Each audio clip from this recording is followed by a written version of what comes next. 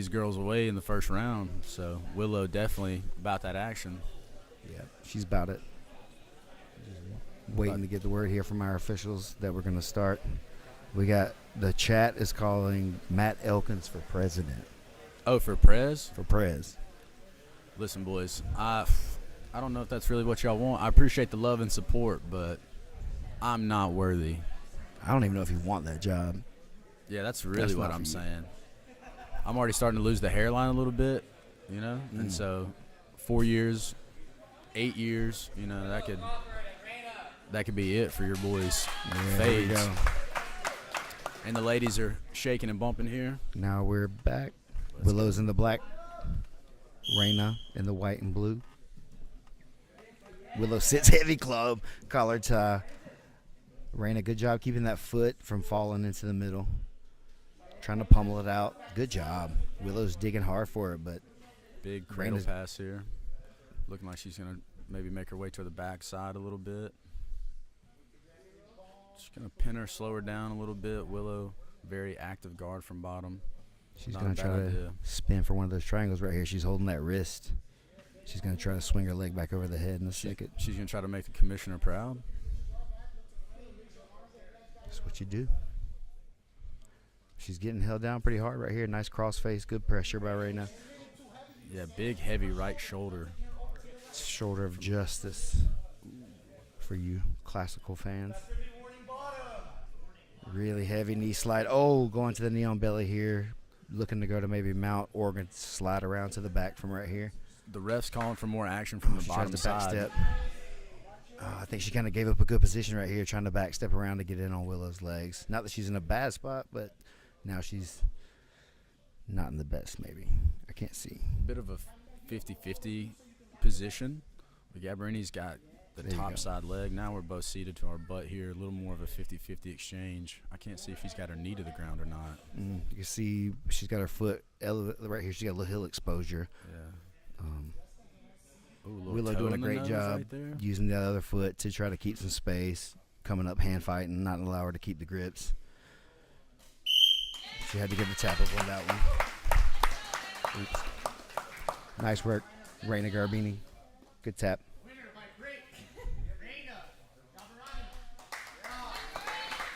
Garbarini. I said it wrong twice again. Garbarini. Raina Garbarini. We got to say it a couple times to get it right there. I think you're supposed to do the hand gesture while you say it. That helps Garbarini. With the Garbarini. See. You just got to pretend that it's a fire cheese, baby. It just rolls off the tongue. Garbarini. That was a really good match. I didn't see that she had got in on the leg on that 50-50 when she got over to the other side. Yeah, it looked like she got that leg extended, and Willow kind of looked to be shrugging it off there for a second. Yeah, at first it looked like she was really unbothered by it, and then I think it was deeper than she thought. Bumped that knee. See right here, she gets the heel exposure. And she's just like, crap. Heavy on the foot with the shoulder and their upper body. Really pinning it. There you go. Now you can see the extension when she bridges through that knee line. Oh, man. Great work by Raina. Beautiful rotation of the toes around the corner like that. That was laying her weight down on that. They're excited over there, too, for that win. Good job. I'm assuming that she's a blue belt from the gear. I believe so. It's crazy to see how common it is for modern-day blue belts to know how to run the leg game like that. Yeah, super composed. No, rush. Didn't seem out of place anywhere. I'm glad I'm old now, kind of. I don't want to be out here with these youngsters. You mean you're not going to get off the table and thrack some heavyweights today? I mean, when I saw that big trophy, when I came in, I was like, I might do something for that. It does seem a little tempting. That thing would look real good on the fireplace. I like trinkets. You'll get me. I fight for a lot of dollar medals in my life, and I went pretty hard for those things. So you get me a good 4-foot trophy, I don't know. I like wild. We're just waiting on our next match coming up. Should be Leonardo Cruz from 10th Planet Miami and Samuel Ranta from Odyssey Jiu-Jitsu.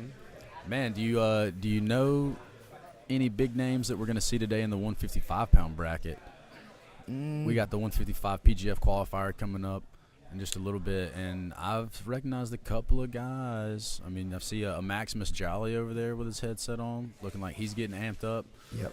Emilio Hernandez, obviously guys like Nick Saff from 10th Planet Decatur.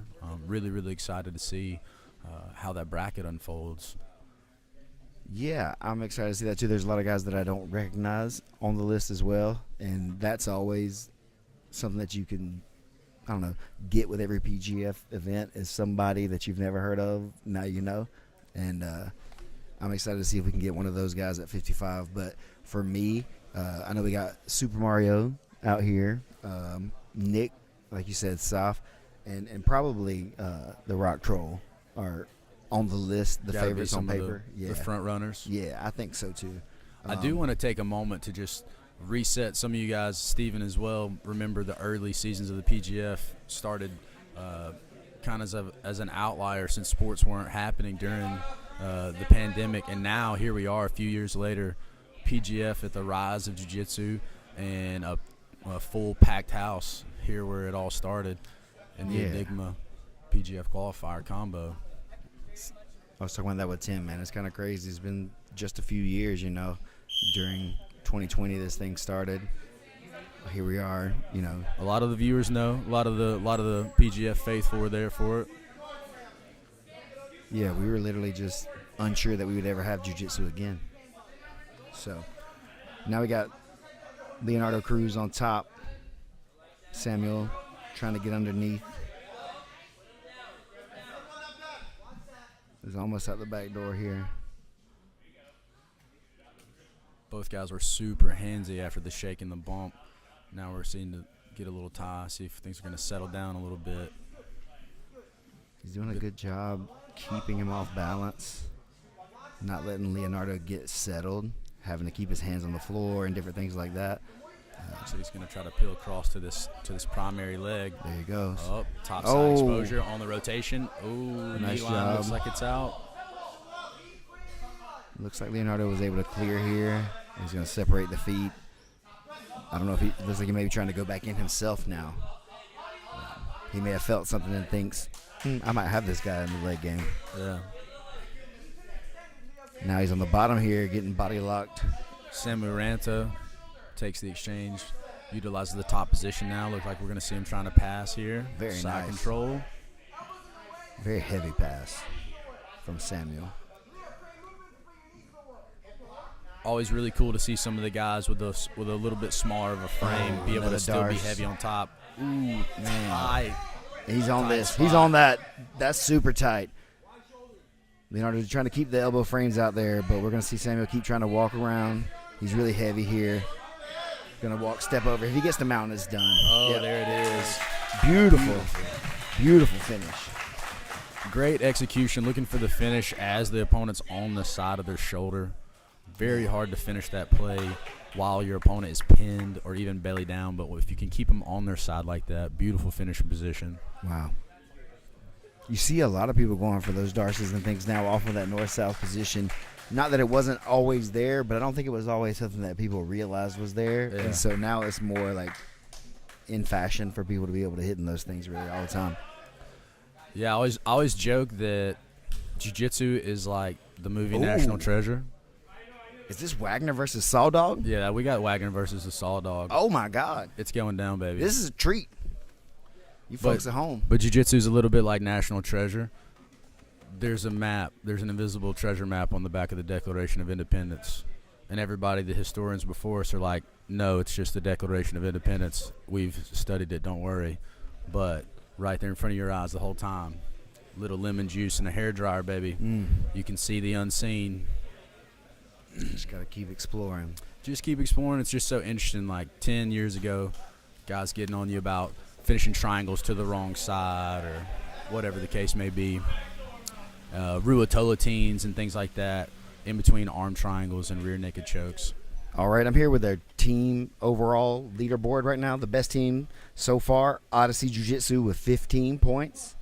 The Jiu-Jitsu Lounge with 4 points. Adamas Jiu-Jitsu, 4 points.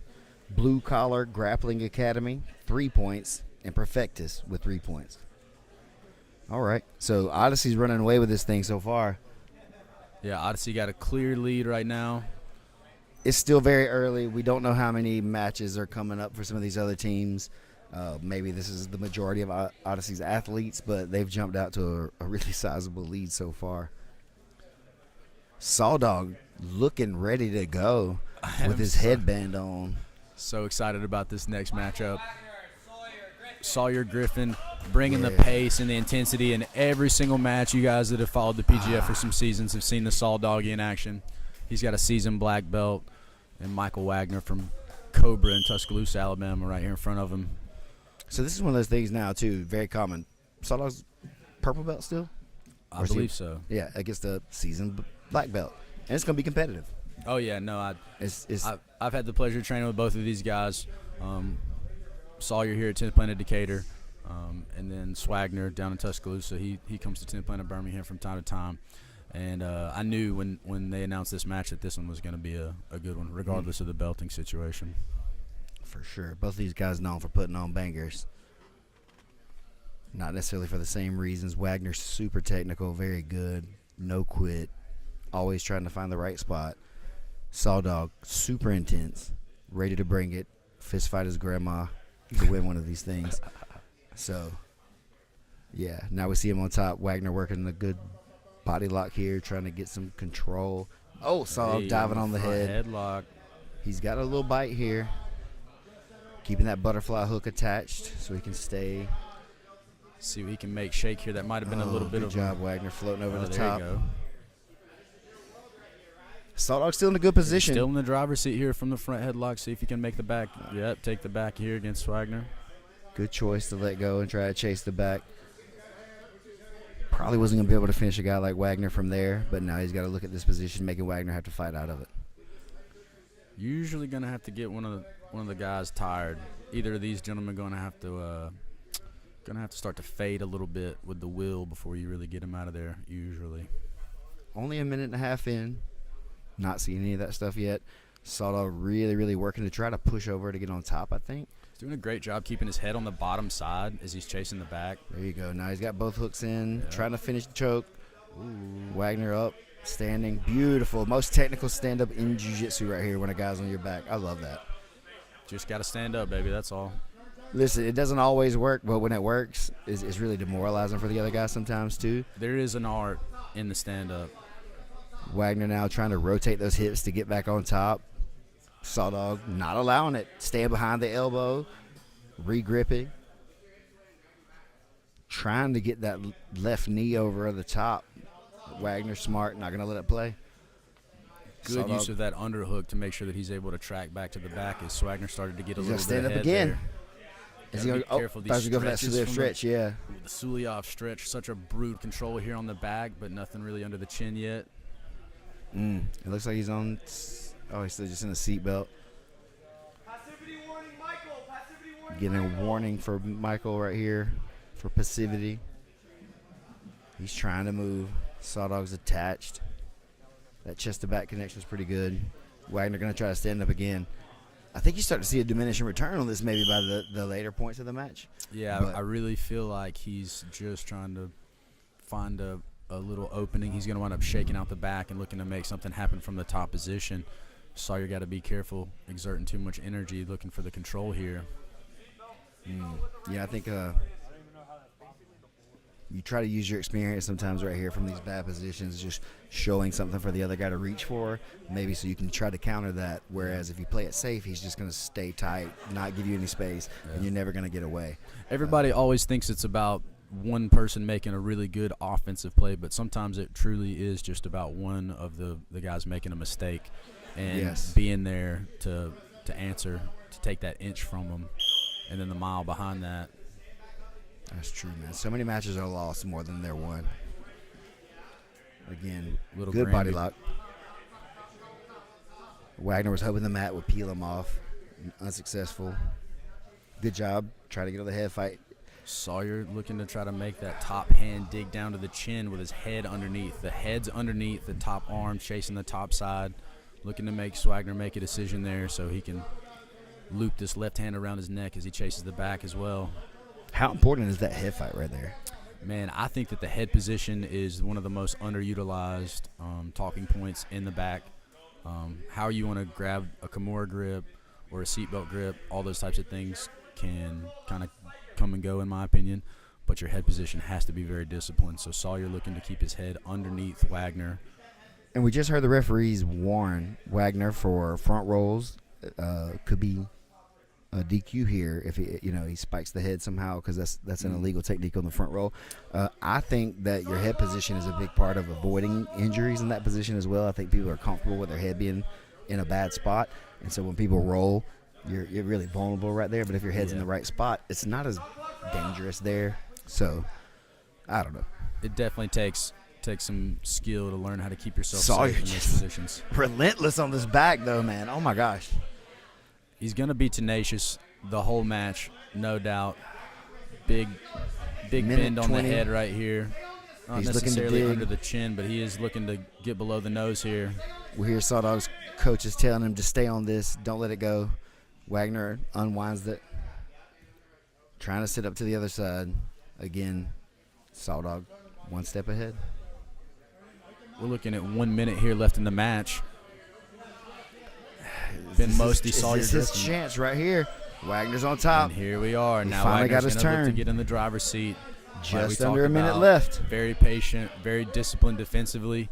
And now we're going to see if he can try to take a shot here at the legs. Sitting in. Trying to get a bite here.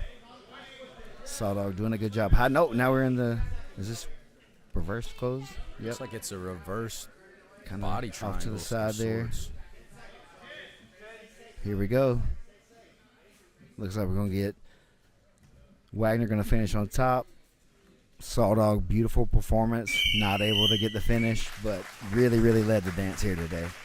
Great match from both guys. Both seasoned competitors. Sawdog a little upset about not catching the finish against the black belt, I believe. Yeah, he's intense like that, man. He's not mad at the other guy. He's more frustrated at himself. I had to learn that about him a little bit, too. You got it. Sawdog with the win. Good job. Beautiful match, guys.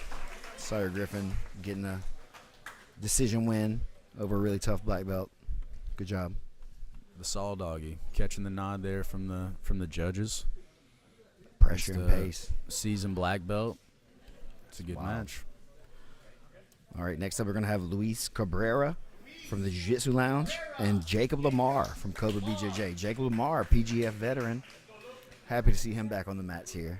Absolutely. I believe that Jacob was in season 5 of the PGF, suffered a really, really bad cornea injury, and thugged it out, finished most of the season. I think he might have missed the last day, but definitely a tough guy. Yeah, man. Black belt in jiu-jitsu. You can feel the tension right here. These two guys are like wired. Here we go. We're going to see them wrestle a little bit. Luis trying to really keep some pressure. Oh, man.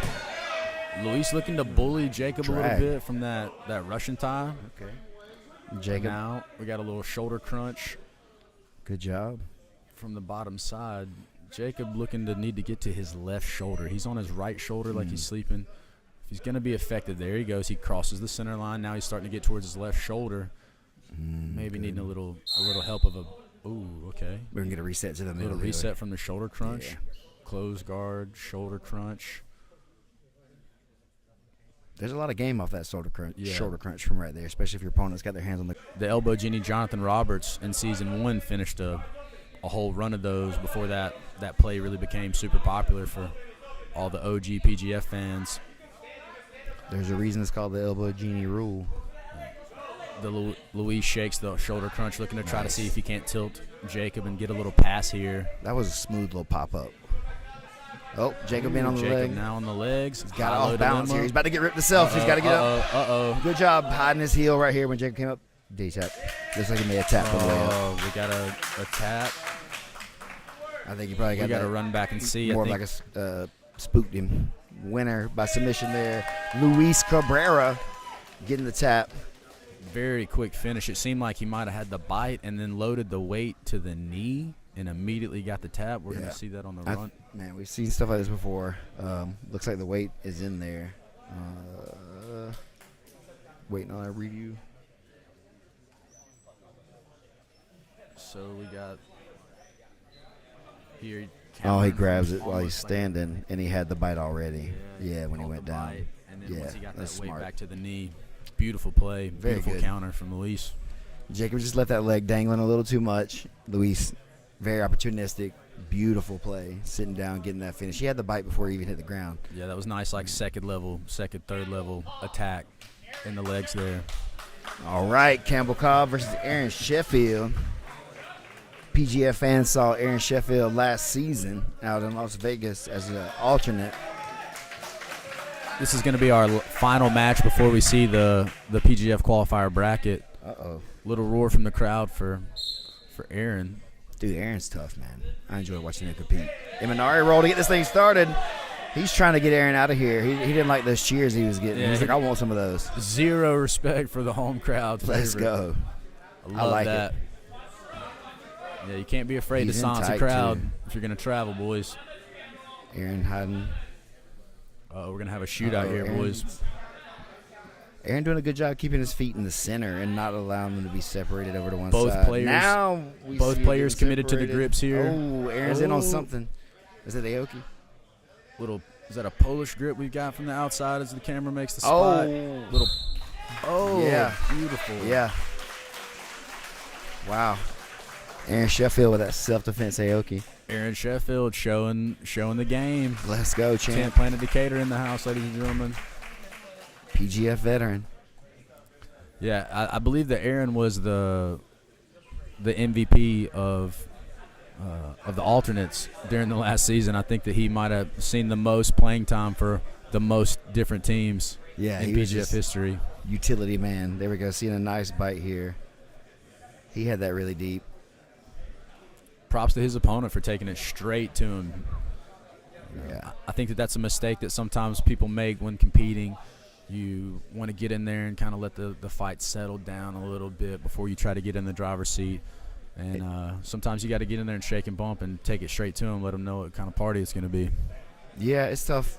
And, you get those talks from the commish and before the show talking about, what he's expecting and how you get picked up and different things like that.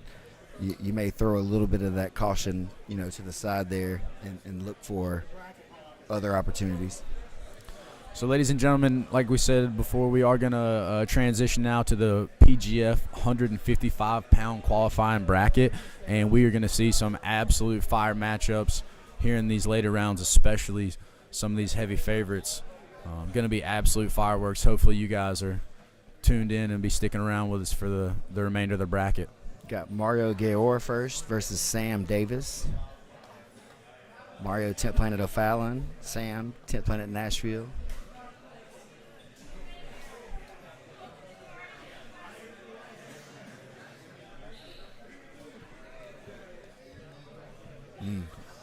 Well, looks like we're getting some highlights that we've seen earlier in the finish, or some earlier Willow's finishes. triangle. They got Buddha and Isaac here, scrapping it out. That was an awesome match. Those two doppelgangers going at it. Man, just blew him up right there. See, that was almost the same thing as like front rolling with a guy, kind of. So now you guys see the team leaderboard there. Like we mentioned earlier, Odyssey Jiu-Jitsu in the lead, 15 points. The Jiu-Jitsu Lounge in second place with 7 points. Adames Jiu-Jitsu with 4, tied with 10th Planet Decatur, followed by Blue Collar Grappling Academy at 3 points. Tight run there at the end.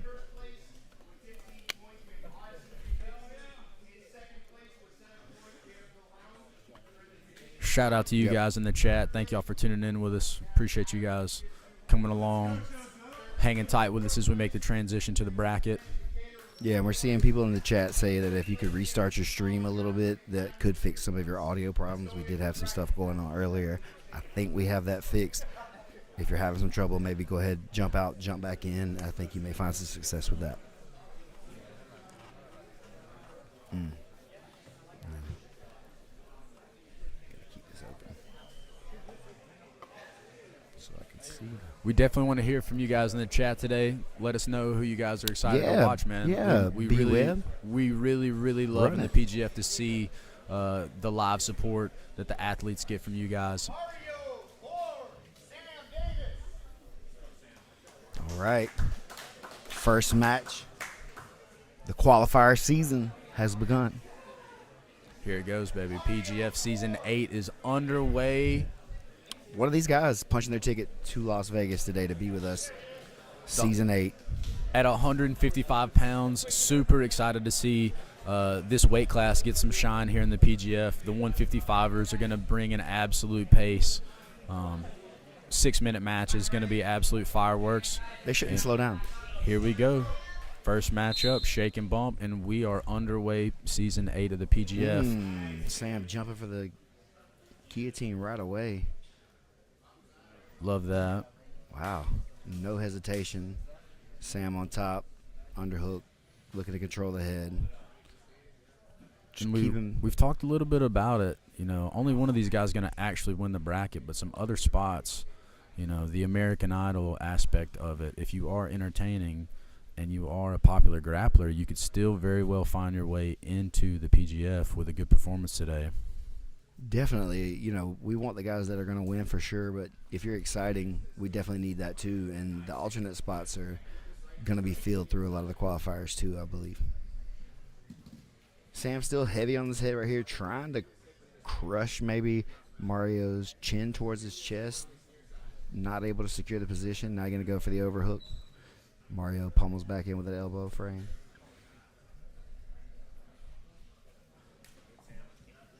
Mario being really patient, trying not to give up that big mistake right here.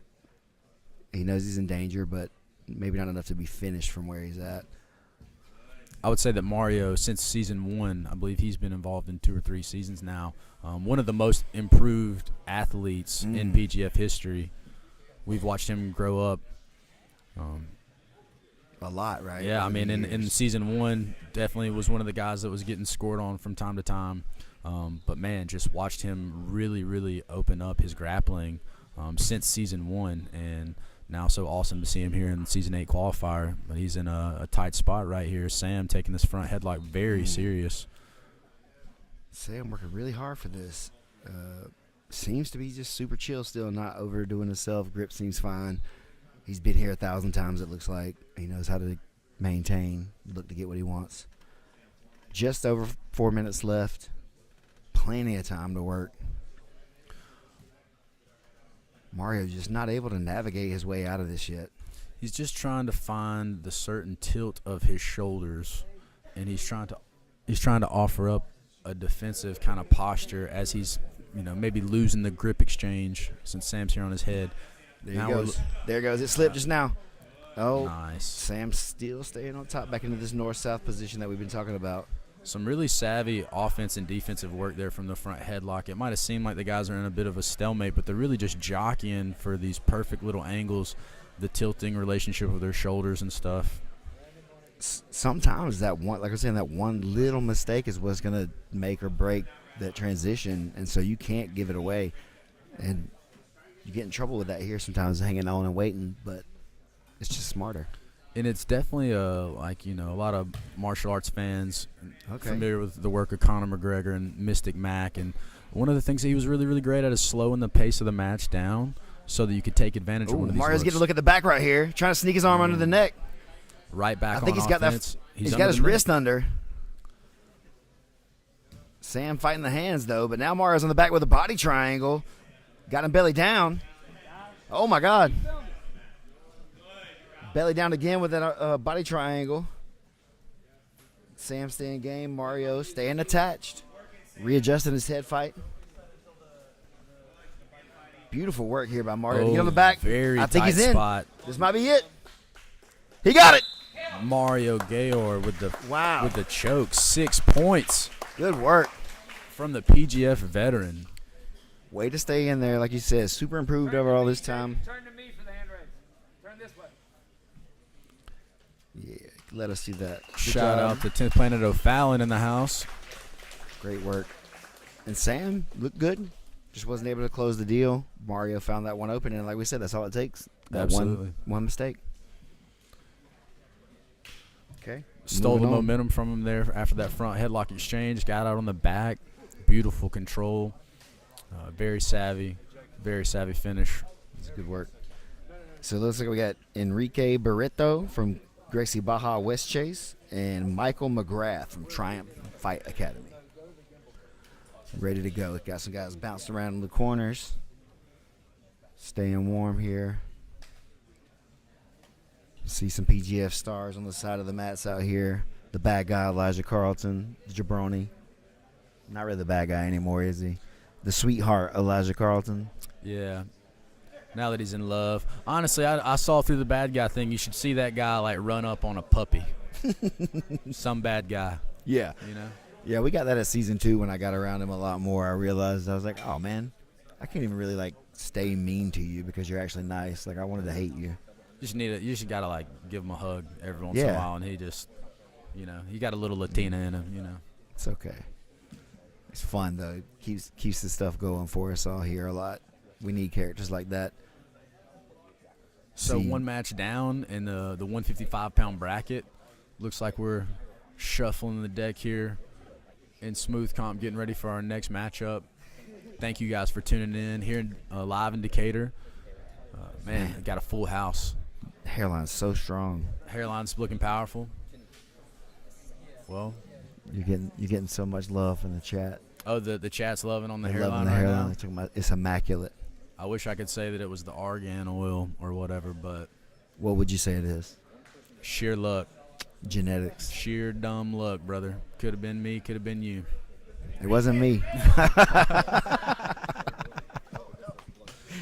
I got that good jiu-jitsu haircut. Oh, brother. Listen, Bobby got swag too, baby. We all know. All right, here we go. Enrique Barreto, Michael McGrath. Here we go, guys. Very interesting. I saw Michael when I came in today. Curious what this would be like for someone to have to grapple with him right here. He's already in on a toe hold. Oh, my gosh. Man, Wow. what an intense Quick. type of movement. Man, what a – like, in these situations, man, he is going to have problems that you've never been able to figure out before. And so how do you say that someone has an advantage like that? But What a beautiful wow, he's in on the outside leg heel right here. hook. So interesting to consider, like, the upper body size of All right, McGrath Enrique's here. got the front headlock now. It's looking like arm and guillotine finish here. He's got him tight. He's got him rolled over here to the mount now. That was it. Man, Enrique able to get that, secure the arm and guillotine.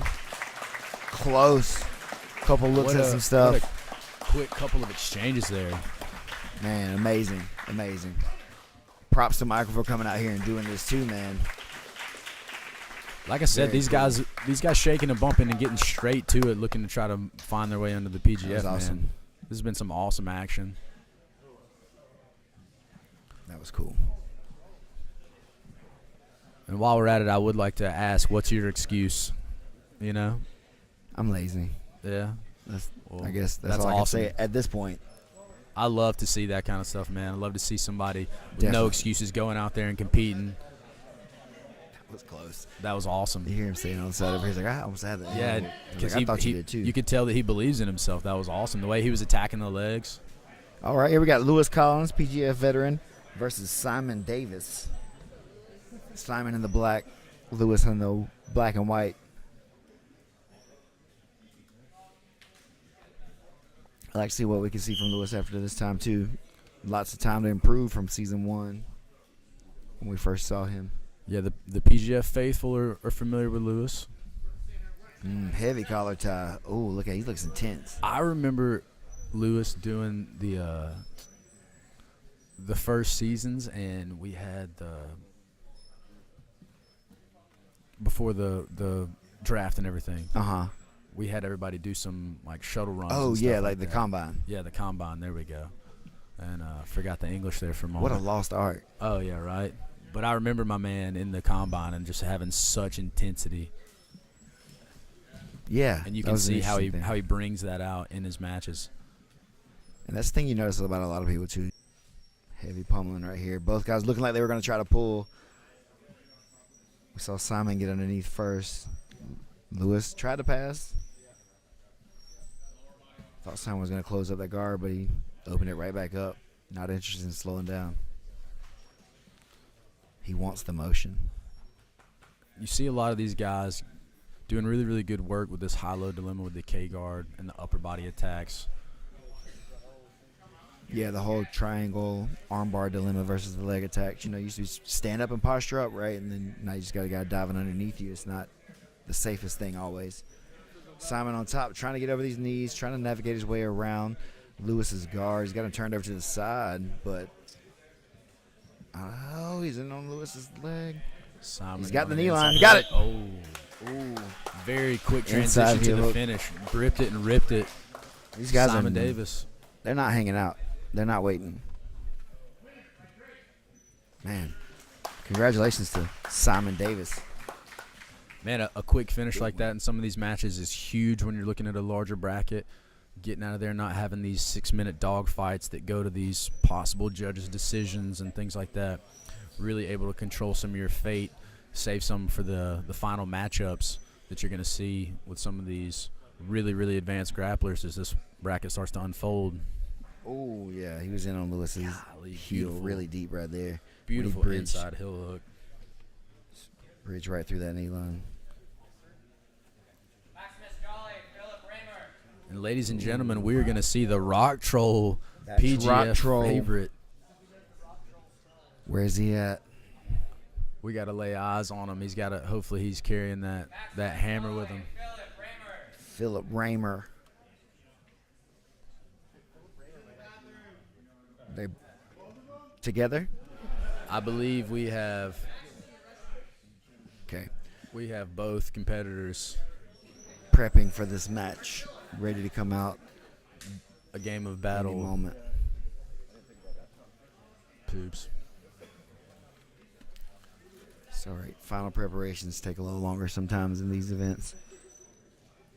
Excited to see Maximus back here at the PGF. He's definitely always brought a ton of energy, great interviews, looking to fight hard. He's ready. Then we'll call him again. And we've got eyes on Maximus Jolly. The Rock Troll Stroll. Stomping his way in. Are they going to pass him over? Up. Oh, and we've Rock got a Troll dub with his for first the Rock win of the day by walkover. Not sure what happened to Philip Raymer. Hope he's okay. Not sure. But now we see fresh Rock Troll going into round 2. Ooh. Not sure who his opponent is going to be going into that bracket, but not good. That's not what you want to see when you know that you got the Rock Troll coming up in the next round, is that he's coming in there on fresh legs. You saw that. He's going to be angry. You saw that jump that he hits every single time. Whit Ramey from Woodruff Fighters Club and Lawson Grime from Adamas Jiu-Jitsu. Saw Lawson warming up a lot. He's looked like a pretty heavy wrestler. He's got that build.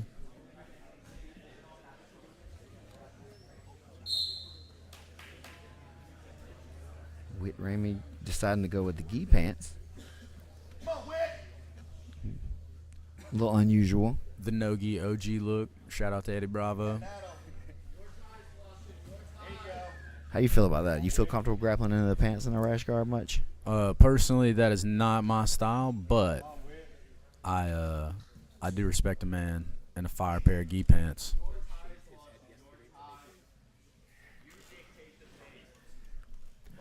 So, Matt, I was just told that Whit shaved his head yesterday to make weight. You mean that he doesn't always sport that? I guess look not. right there. I don't know him, so I just assumed that was his competition cut.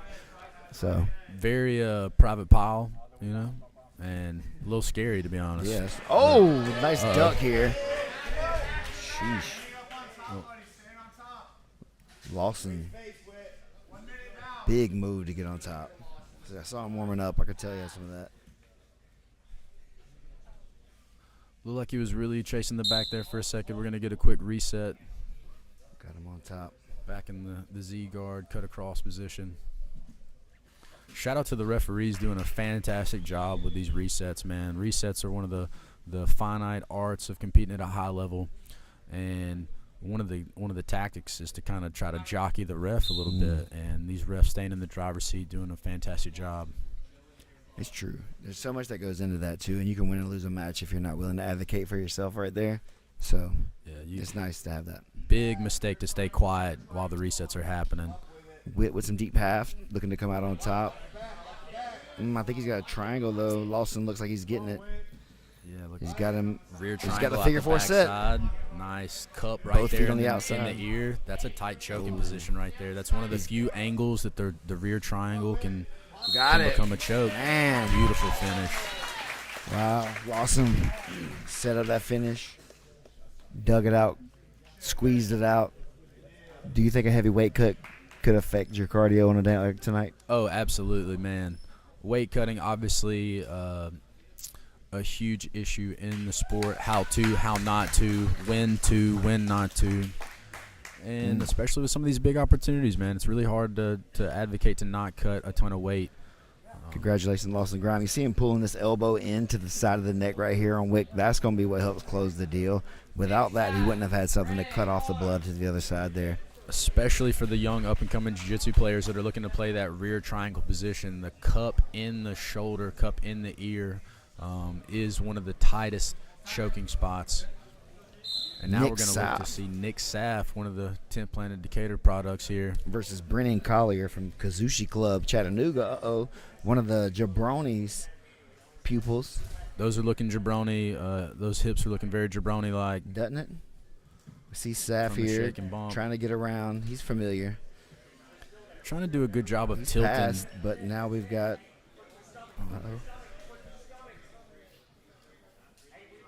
Looks like he's going to try to see trying if to he pull can Nick get back back in. underneath. Yeah. Saff familiar with the play here. Brendan doing a good job staying in there and keeping Nick a little off balance the whole time, not letting him get the thing he wants. Back in on Nick's leg. Looking like he can try to I like that. get him to posture up just a little bit so he can get his hips inside to this knee. Saff doing a great job of keeping his weight heavy. He's got that scoop on the hip. Now he's going to look out to get to the back here. To the shoulder right there. So There you he see goes, Saff back reaching on for top. Very careful right here with his own leg dangling. Looks like he's setting up a ninja roll perhaps. Oh, he's just gonna clamp him. What do they call that? Big like pin on that top knee, man. Dagestani head cuff. A little Khabib-ish at 155 over here. Saff doing a great job of keeping the knees and shoulders pinned in two different directions. Yeah. We got a passivity warning on bottom right there. Ooh. Nick trying to spin around here. Beautiful play. Look to try to take the back from the counter. Looking to add the triangle into the mix. And Nice now we're going work to by see Saff. Brennan. Saff work from the bottom side. Play guard a little bit. I don't know if the mullets are mandatory at the Chattanooga Kazushi Club or not, but I feel like it's like an enhancement to your skill set if you have one, though. It definitely probably comes with the starter pack. You can like get that in your membership deal if you sign up at certain times. The Jabroni starter pack. The Jabron mullet cut. Brennan on top now. Really, like we've stayed in this position a little bit longer than I thought the referees would allow. Now we're here. Referee Heath giving Nick a warning for passivity on the bottom.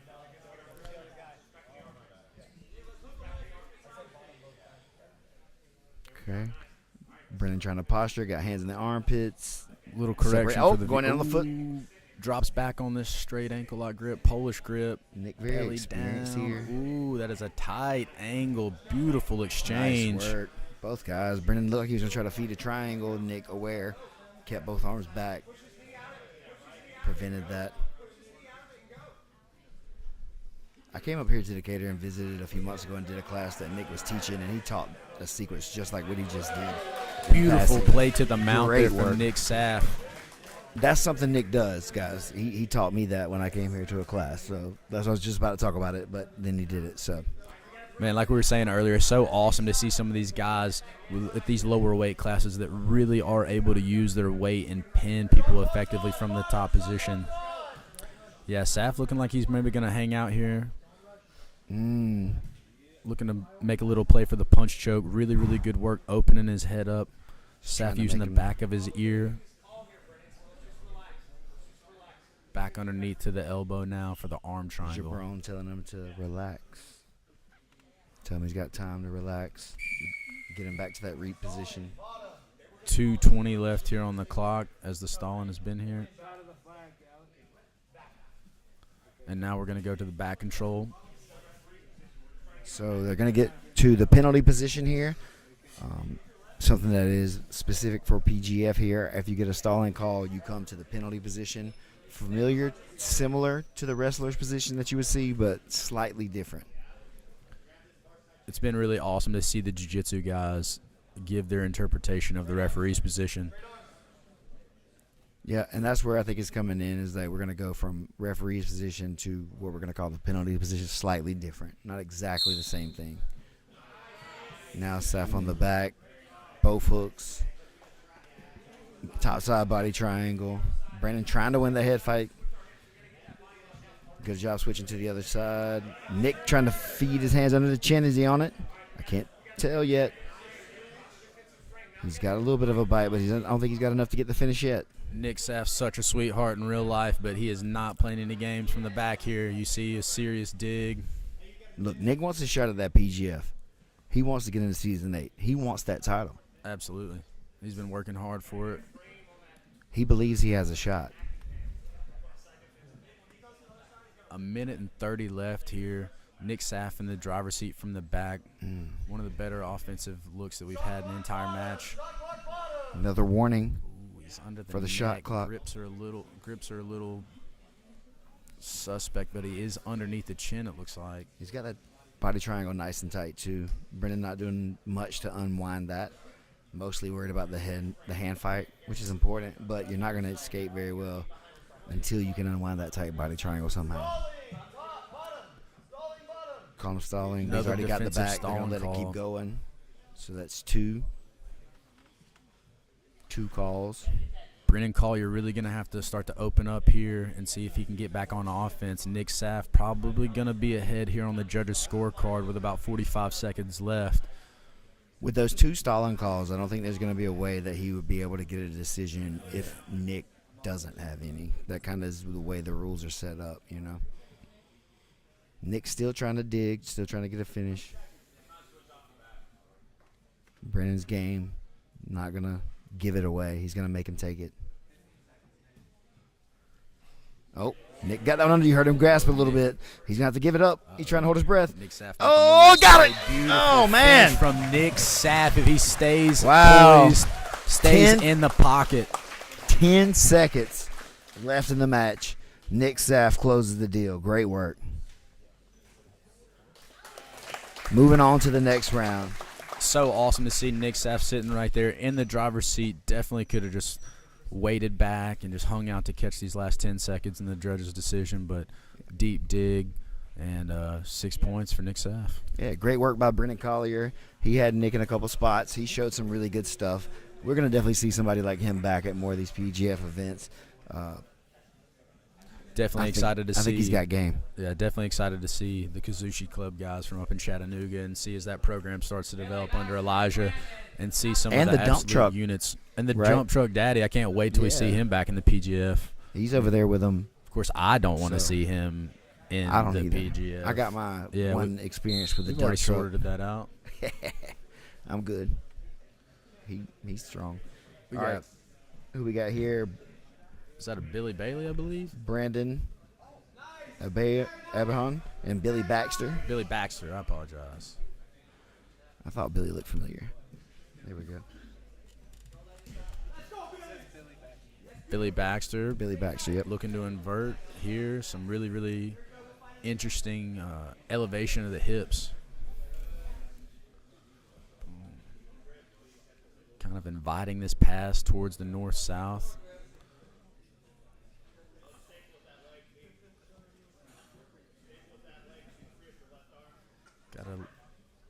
Looks like Billy trying to work off these short. Playing at Huntsville.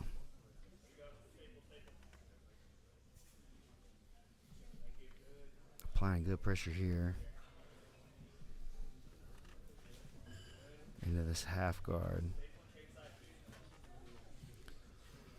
That's what's so interesting about this weight class is these guys just have endless cardio to invert, and they can fold inside of a suitcase if they need to. And so you just have these crazy exchanges. Very cool. In all traditional senses, we would say that Brandon is maybe a little more in the driver's seat because it looks like he's passing towards the north-south. But in this modern era, especially these smaller guys with such crazy inversions, that Billy Baxter at any moment could just whip his head out from under there and be on an upper body attack. Yeah, and we've seen Brandon have to disconnect a couple times because Billy was looking at some of those spinning style attacks that'll put you back in front with a upper body attack. Now, Brandon looking to pin super heavy. Great answer when you've got somebody that's super Gumby up underneath you. If they want to bend like that, just fold them up a little tighter, like a little ball of aluminum foil. Yeah, I always tell my guys, just twist it again. They can't go. If you just rotate it again, they won't make it, I promise. Okay. He's got these knees. Yeah, being a little aggressive here with some of these pins. Nice and to mount. Is he trying to get an Ezekiel or punch choke right here? Looks like he's trying to close the deal. Billy fighting hard. Yep, made him let go. Back into this. We were there for a half second in the knee shove. Back up. Billy butt scooting forward, trying to keep these connections. He doesn't want to let him get away and be moving free. High leg pommel. Brandon just shucks it. Billy looking for the shoulder clamp. Choi bar, perhaps. Brandon stuffs the foot. Back towards north-south. Not able to close. Ooh! I like it. That's what you do. You put their feet over their head. They can't sit up. Dump the wheelbarrow, ladies and gentlemen. That's beautiful. Caught him sleeping a little bit there, I think. He wasn't ready for that. But you have a choice right there to either reach back and put your hands on the floor to opens you up, or you have to accept that rollback. And I guess it's just up to you then to decide which one's worse. Yeah. In a situation like that, I really like to go to a double underpass. Like elevate their feet so that you can get to their hips. Quick reset here. Good work by referee Jacob Norton. Getting these guys back in the center so we can see the action. He's an absolute legend. Did it again. Jacob Norton, he is. So how do you feel like a break fall in that situation would help? I know you're a big fan of break falls. I would never be caught doing some garbage like that personally, but if you decide to concede and lose, then that's fine. Bro, don't trigger me in the middle of the stream, brother. Look, man, this is an entertainment business. I'm just trying to entertain these folks. Get a hot take. Speaking of entertaining, Billy Baxter's guard has improved tremendously over some of these seasons. I want to say the first time I ever saw him was in Florida at a PGF qualifier a few seasons back. Yep. And definitely had some good looks, but man, he's really tying together some offense here. He's been on offense the whole time, even though I would say that he has been on the bottom position. He's been throwing the offensive looks. He's looking to try to get Brandon out of there. Brandon doing a great job of pinning and controlling in a couple of positions, but the best offensive plays have been from Baxter here as he looks to get on the head from bottom. I know. Brandon's just so tough, though. He's not giving up any attacks. He's not giving up any positions, really. He's very good at not being in a bad spot, it looks like. But as we get to a minute and 15 left, people, the viewers especially, you guys need to understand as some of these judges' decisions start to unfold, is that we are looking for people to push the action. I saw in the chat a few minutes ago somebody talking about how can you be stalling when you're getting choked, because that's not what's happening here. We're not looking for you guys just to hang out. It is a bit of a a Squid Games aspect of it. Is like, hey, you might be in a tight spot, but that's your fault, and you've got to keep working towards the finishes, even if you're losing. They want you trying to find ways to finish matches.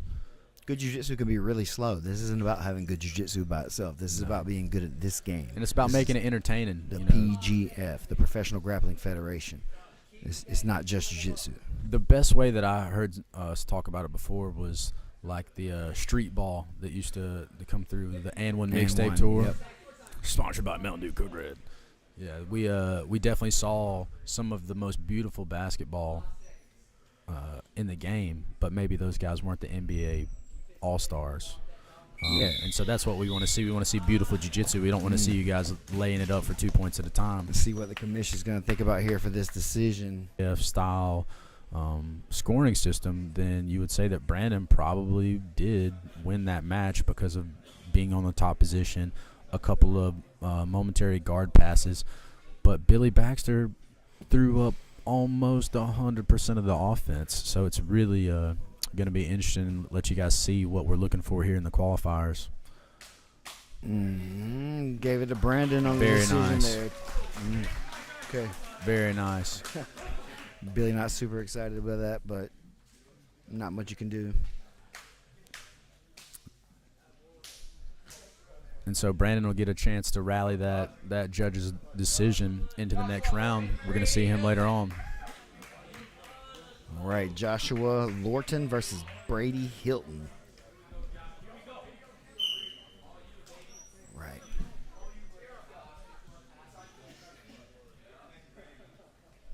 Okay.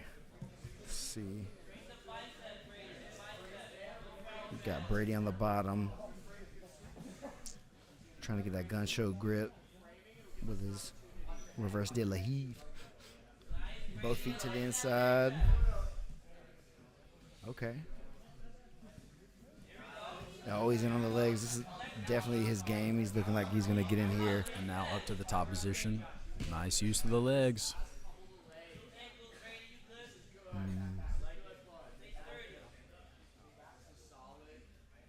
Joshua's got his own grip now. Look at, oh! Ooh, sat back on that thing fast, too. Ooh. Oh, that's Very good control of the foot, but the knee line is a little bit suspect. Oh, he went back in on it again. Absolute shootout, back and forth, 1-for-1 from the boys here. Oh, my gosh. Crowd starting to get into this exchange a little bit. Bag take. All right. Up to the shoulder grips. One leg in.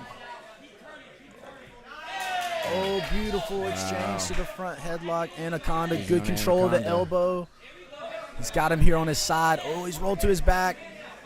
Oh, Brady looking to go for it. Man. Wow. That was an awesome exchange. So many things. Now he's in having to scramble out on his own. The aspect of some of these guys that maybe are lesser known, like maybe we're not as familiar with these two guys. These guys want to come out here and make a name for themselves. They want a golden ticket to the chocolate factory, and so far, awesome dance partners for each other. That is one nature of what the people want to see. Is like, you know, some opponents you just have this stalemate-y, boring type of match, and then, you know, like a guy like myself and Cam Hurd, you know, the two, you know, we're gonna go out there and sling it a little bit, and so these guys both sitting here in Brady's these leg getting a good look at exchanges. this one, I think. It's into a 50-50. Here we go again, another shootout. Oh, Joshua's attacking the top leg. You see when one person gets their hand stuck on the mat and stops problem Brady looks solving, to that's dig back not through to the good. inside. We got to separate the feet here. The first one's about to have a shootout right here for sure. I'm so scared right now. That's not even me.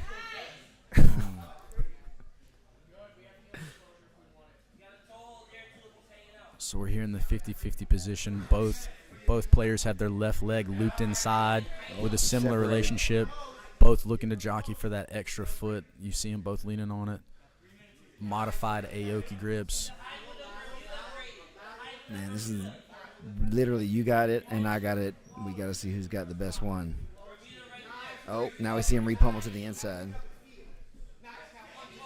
We got a toe hold Brady's attempt, in. it looks like. Brady's in, trying to hold that knee line to not allow the rotation. Brady switches back. Now we got Josh down. Trying to apply some pressure through. 2:45 left here in the match. These guys are just absolutely shooting it out here in the legs. That was a quick 3 minutes. Man, he's getting some pressure on this, but Brady looks unconcerned. Oh, he's turned away. That's uncomfortable. He's having some trouble with this one, I think. You see him tensing just a bit. I don't like what I'm seeing from Josh with his hands on the mat. Man, You got to keep both of those hands in the fight there. When your opponent's committed both now Brandon's hands back to in on one. his own. Uh-oh. He's got the foot in the middle. Oh, man. And we're right back in it Back again. at it again. Guys right back in the pocket. Ooh! Man. Josh Lorton with the finish. Man, they were trading punches the whole time, back and forth, and we knew the one that landed the first big one. It's like a little, like, reverse Ooh. Aoki. Or Let's see Isaac pull that thing up. Get a little tilt. Man, so passes like the straight. He's looking to chase that top leg. Using the top leg to defend. Man, Now, both on guys the pummeling for control here so opposite much. Side, Aoki There you go. Good rotation. Nice. Man, oh, you saw that. See the excitement. And Brady excited to see. Oh, we're in for our next match pretty quick here. Tyler Sage and Dylan Garofalo. We're just talking about a replay there. Sorry about that. Tyler in the black rash guard on top. Couple of cartwheels. These guys feel each other out, and they're just trying to understand some of the reactions that they're getting from their partner. Figure out what little holes there are in their movement.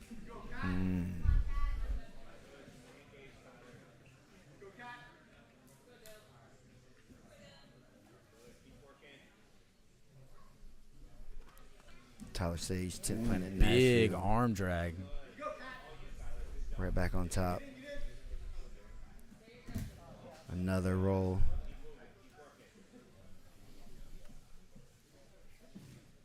Dylan trying to get in on the leg from the backside. He's getting a look at it. I won't be surprised if we don't hear something from the referees to Tyler soon. Because he keeps disconnecting and moving out of the pocket. He's disconnecting. He's making a lot of movements that are honestly just busy movements. Like I said, you do need to take 20, 30 seconds to kind of fill out the exchanges and figure out where you're going to blitz in. Street. Oh, he's all the way in now. Big connection to the outside of the knee with his hips. Uh-oh. That foot's light right there. He's got. What's your name for this position? Everybody's got a different one. What do you like? For me, this is honey. If I see it correctly, this is the honey hole position. Okay. It's so funny to me. You start talking to people about these entanglements, and there's so many different names for the positions. Tyler trying to drag his way out here. I don't know that all that jerking is going to be the right way. Dylan's got a tight bite. He might hurt himself. He's keeping a decent bind, elevating the foot, pinning the knee down, elevating the foot up, right into that outside heel hook position. The knee line is a little bit wanted to tap. out. Oh, Yeah. it slipped. Oh, nice slip of the knee Man. line. Man, he He had a wanted to decision to tap. make. Had to make a decision there. Dylan going to go back in, make him choose again. Nice work. Nothing shaking there for the finish, but definitely the most offensive look that anybody's had. Dylan going to have to get in the driver's seat a little bit and start looking to pass this guard. Just over 3 minutes left. 3.5. Tyler's still trying to work this side to side. Now he's going to go in. Here we go. Straight ankle lock look. I think this is what Dylan wants, though. Like, he wants to be in the leg entanglements. Yay! Right through it. Countered with the straight ankle lock, it looked like, from the bottom side exposure. Sometimes there's people that you just need to avoid certain spots with for yourself, and not saying that you can't be great at leg locks yourself as well, but maybe against certain opponents, that's not the look that you would want to get. Yeah. Hopefully these seasoned competitors are out here watching these first rounds and deciding, like, hey, man, I got this guy next. I can't hang out here in 50-50 with this guy. All right, next up, David Weintraub and Charles Muxo. Mr. Muxo back in action for another PGF qualifier. This man's been around. Interested to see his progression as well. As always been an undersized guy in every PGF bracket. But He's got his hands full. He's right to it, hopping in there. Weintraub is a beast. He's got tons of experience in all phases of, like, martial arts and MMA, combat jiu-jitsu, Nice. whatever. This dude's well versed. Well, I only counted about 18 back muscles. So, doesn't even look that strong. Nah. But He's going to use the size advantage here. he's Pinning definitely that top leg, looking to try to melt the guard as he backsteps and passes on CJ Muxo. right through. Now he's on the back. He's got the twister or truck. Looks like he's going to try to set up a twister. Is he going to try to steal your move? Uh-oh. Nope, he's going right for the whole thing. Charles very aware. All the people know that it's not his decision. He's trying to make the moves. Is that David's trying to dig. Maybe going to see more just going for the back here to finish the choke. Yep, a little crank across short the face. twist? Ooh, Yep, there you go. dang, powerful play to the rear naked choke, Yeah. just bullying his way from the truck position underneath the neck of CJ Muxo. Good job, Weintraub. You had that look. Very powerful rear naked choke from right there. That looked brutal. Very good stuff. Had the truck hooked, looking for the twister. Wasn't there. Just go ahead and get the neck. Sometimes you just got to stop playing. Like I said, you don't choose the twister chooses you. Kaplan. Dylan. Booker. Hilton. Sorry. Asking for a rash guard next time. Of course. Who are we looking for here? Next up, Jacob McAlpin and Dylan Booker. Oh, this is one of your guys. You need to step off. I got Tim right here coming in. Yeah, I'm going to let Tim talk to y'all for just a All brief right. moment. I am going to sit here and let Mr. Tim come on. We're going to have another good experience here. Jacob McAlpin representing 10th Planet Birmingham versus Dylan Booker, 10th Planet Decatur. Some 10-on-10 violence here. What's going on, dude? Man, just enjoying these matches. All these youngsters out here throwing down. Getting after it. Caution to the wind, if you will. Saw some really good jiu-jitsu so far. Seeing some right now. Dylan on top. Jacob got the Kimura grip. His straight arm is slipped, though. Man, that was a nice Wow. attack right there. Man, we got Dylan sliding over to the mount here. Really. Oh, dove on this Dars. Let's see if he's going to be able to get it. It was an anaconda, I guess, but same. Now Jacob's up on his. No, he's setting up his He's own like, bars. hey, you can do one, I can do one. Let's see who's got it. Stay heavy here. Gonna pin in this north-south. Seeing lots of Darces in front headlock plays coming off this north-south these days. Yeah, you are. Did we talk about that earlier, or was that with Matt? I think that was Matt, but you are seeing a lot of. I just think north-south is a better landing position than side control for many options. You know. So far away from the legs. Yeah. Yeah. That's where they're most dangerous usually is by getting a leg in. And so if I can get farther away from that. Dylan looks like he's might be trying to shoot a triangle if he can clear that right leg Is this through. the Jabron triangle? Nope. You're going to pummel back into the inside right here. Maybe try to come out the other side for this arm, it looks like. Look at this. Oh, Dylan's got to look at it. This is tight, Steven. Jacob's trying to posture. Oh, he's about to get the rollover. Jacob's trying to stay on top right He here. can finish this on the side just as well. Jacob walking back, getting weight up to the upper body. Jacob's- Dylan. Sorry, he's You doing do. a good job of keeping some weight on him as he tries to move to the side, not get rolled. Clear it from the immediate danger, but he's still trapped in here for this kind of armbar play. Hey! Got back on it. There you go. He lost a little bit of the control on the traditional armbar and then switched to another arm configuration with his legs as he stood up to close the deal. Beautiful work by Dylan Booker. Wow. Nice job. Man, it always warms my heart to see a good armbar from the guard. It's just classic jiu-jitsu. Even if you use an alternate configuration, to see somebody pull that off is beautiful. That's the game, right? Love it. This is going to be a banger of a match here. Okay. Emilio Hernandez is a very good competitor from the Nashville area. Okay. Wyatt Chapman from Augusta, Georgia, Team Guerra. Black belt. Ooh, little foot sweep action.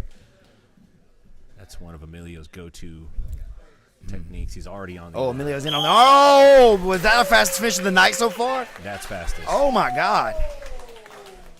I told you, man. You told me. I told you. You did tell me. I tried to tell you. Sometimes I got to listen to you, I guess. Every once in a while, I'm right. Yeah. Man. Short work for Emilio Hernandez. Wow. And that's got to feel good to come out in the first round. Tell me about this right here. He steps over. He sees the arm. Wyatt tries to turn over. He already had that thing extended all the way out right there. Just when he stepped over the head, he already had the underhook. He was looking for it. That's crazy. That's the way you want to come out for the first match in a tournament like this. You want to come out like that, get a quick win, don't take any damage, put fear in the heart of your next opponent. Yeah, what is that next guy that he has to go against thinking right now? Well, he's thinking, I'm not going to pull deep in like that. Not going to lay down and take Wow. it. So we got Lance McConnell and Anthony Molina Valdez here.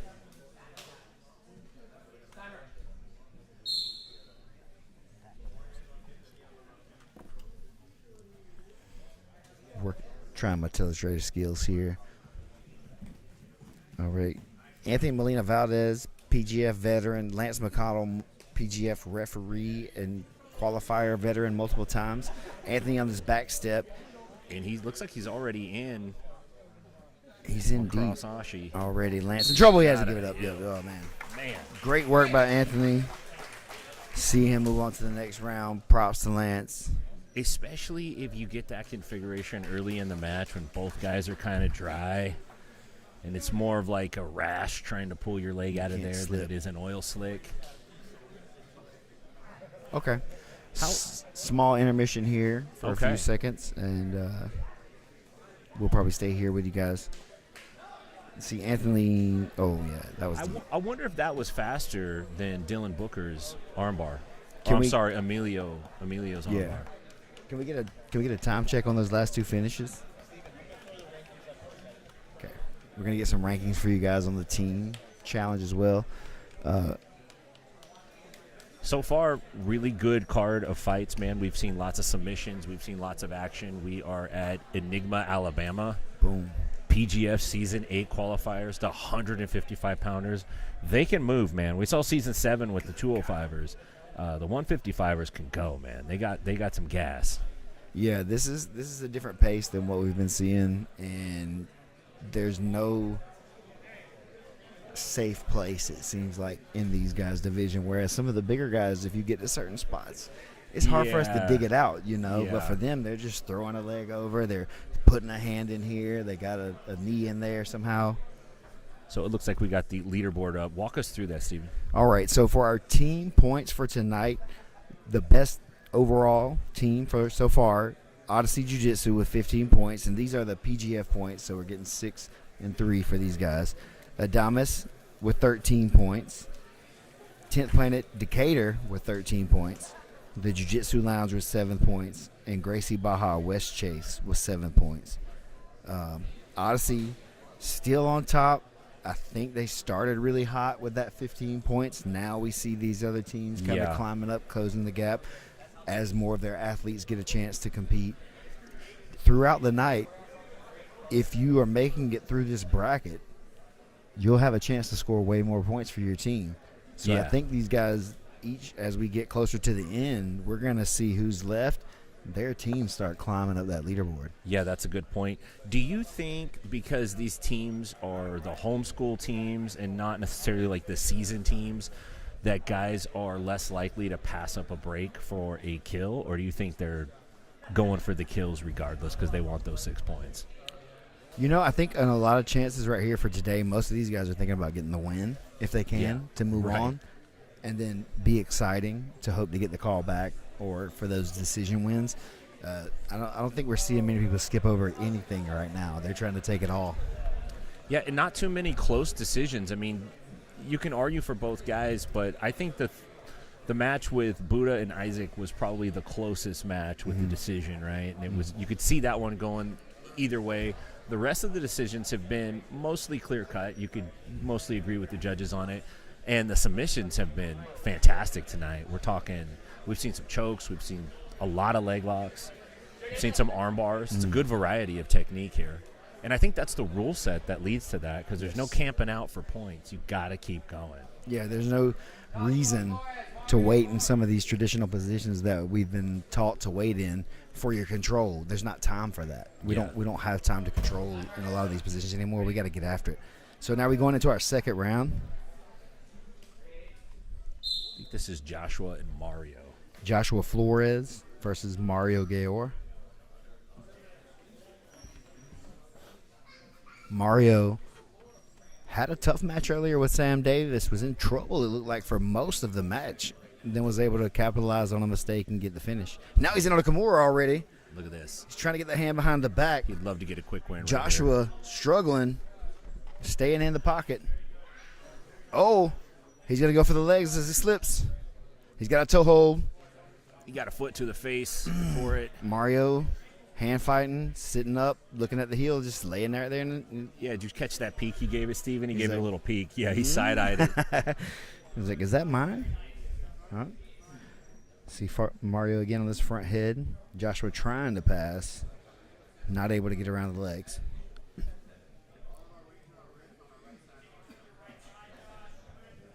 Man. Mario's such a gamer. Staying in here. As long as Joshua's head's down, he's still in a little bit of danger. Mario looking to maybe get up to his knees. Try to get to a front headlock position. Looks like Josh is elevating that leg, almost like in a wrestling style pass. Oh, Mario he comes to the top. broke down on Mario's leg. I couldn't tell if he forced that move on Mario, if Mario chose to.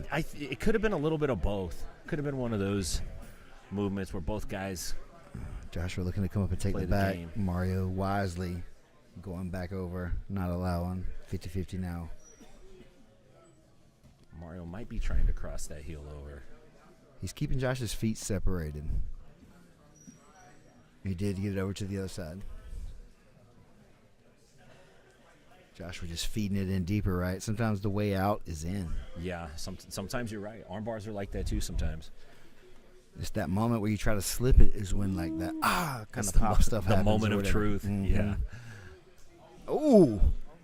I think I heard a pop. Maybe that's just my mind. Was that a joint pop or was that a flesh pop on the escape? Okay. I don't know. But it scared me. Mario seems fine, though. He's going in, trying to get some get back here. It came from the body either way. Let's just say that. Somebody's body made a noise that was scary. Mario's on that heel. He's on it. Joshua doesn't seem too bothered, though. Mario's doing a nice job with his right leg of keeping Josh from pummeling back in. Closing off that inside space. Now I see Josh they're trying to trading bring that attacks leg now. over to the top in the middle now. Pulling back across to the 50-50 now. I'm saying Josh has got it in the corner. I can't see it. Josh trying to get the heel exposure on the inside down over there now. He's bellying down on it. Mario doing a great job re-hiding his feet, trying to pummel for Josh's. Josh separates the feet. Now he's up on top. Mario Nice rolls work. through. Jeez. Sometimes that's a relief, though. When you're in that tight leg lock battle, sometimes you start looking for a way out. When you find it, you're pretty grateful for it. Yeah, because it's touch and go in there with a good player. Even though you almost have them, you know that they're right there too. Yeah, that's the nature of the footlock. Is it's a shootout. Mario does a real good job of interfering with Josh when he tries to get his hand set for the submissions. It's very true.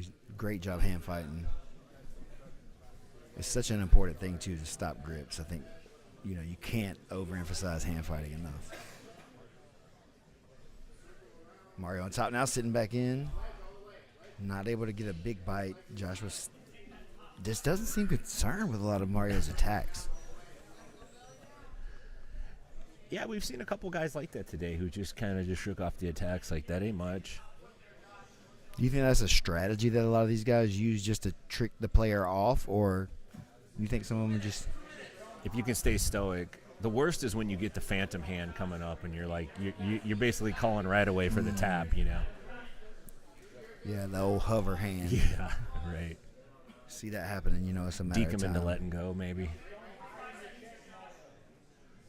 Mario's trying to put a lot of pressure through there, just not enough to get enough to make Joshua tap. Josh is doing a nice job of finding the counterattack. Separate right back on top. Man, just Got like a a little- minute and a half left.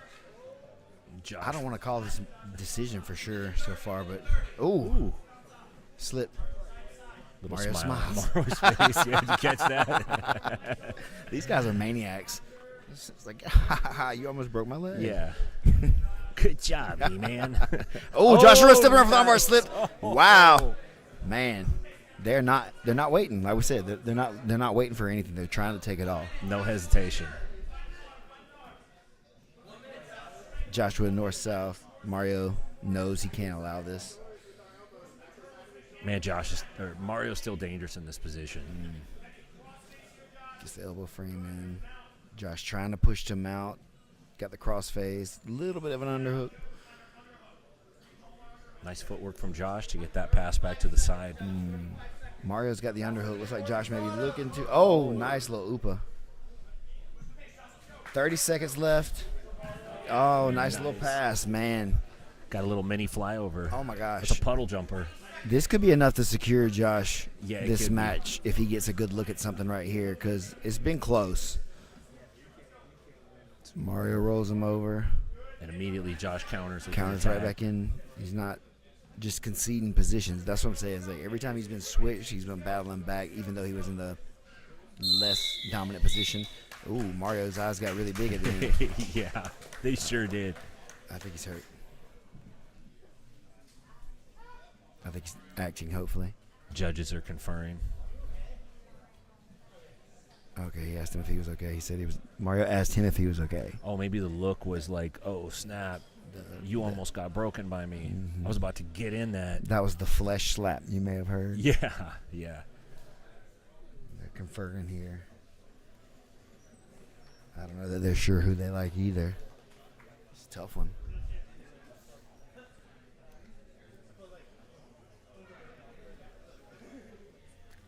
Let's see what the ref's decision is.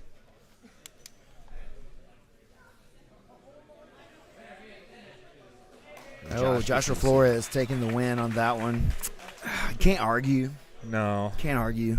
I want to because I like Mario a lot. Yeah, sure. But that's the main reason. Like, I wouldn't have been upset if Mario won either. But I think Joshua deserves it, I guess. I think so. When you do that much at the end of a match by taking a strong position and forcing your opponent into, more of a desperation type of transition, then that looks good in the eyes of the judges. If you're trying to figure out, if up to that point, if you're a judge and you're trying to figure out which way is this going to go, somebody just gave you some compelling evidence to rule in their favor. Yeah. And it wasn't like he just got on top and maintained the position. He was hunting for stuff the whole time too. So to both guys' credit, the decisions that we've seen so far today have been good matches. Everyone's been getting after it. That was a great match. David Stockstill versus Andrew Franco. Oh, popped the triangle right away. Oh, man. Oh, he lost it. He's back on top. Does he have a triangle of his own? Did he triangle him back? I don't think he has an arm. Oh, he didn't quite have it. He's going for the leg. Woo. Oh, he does have one. He slipped.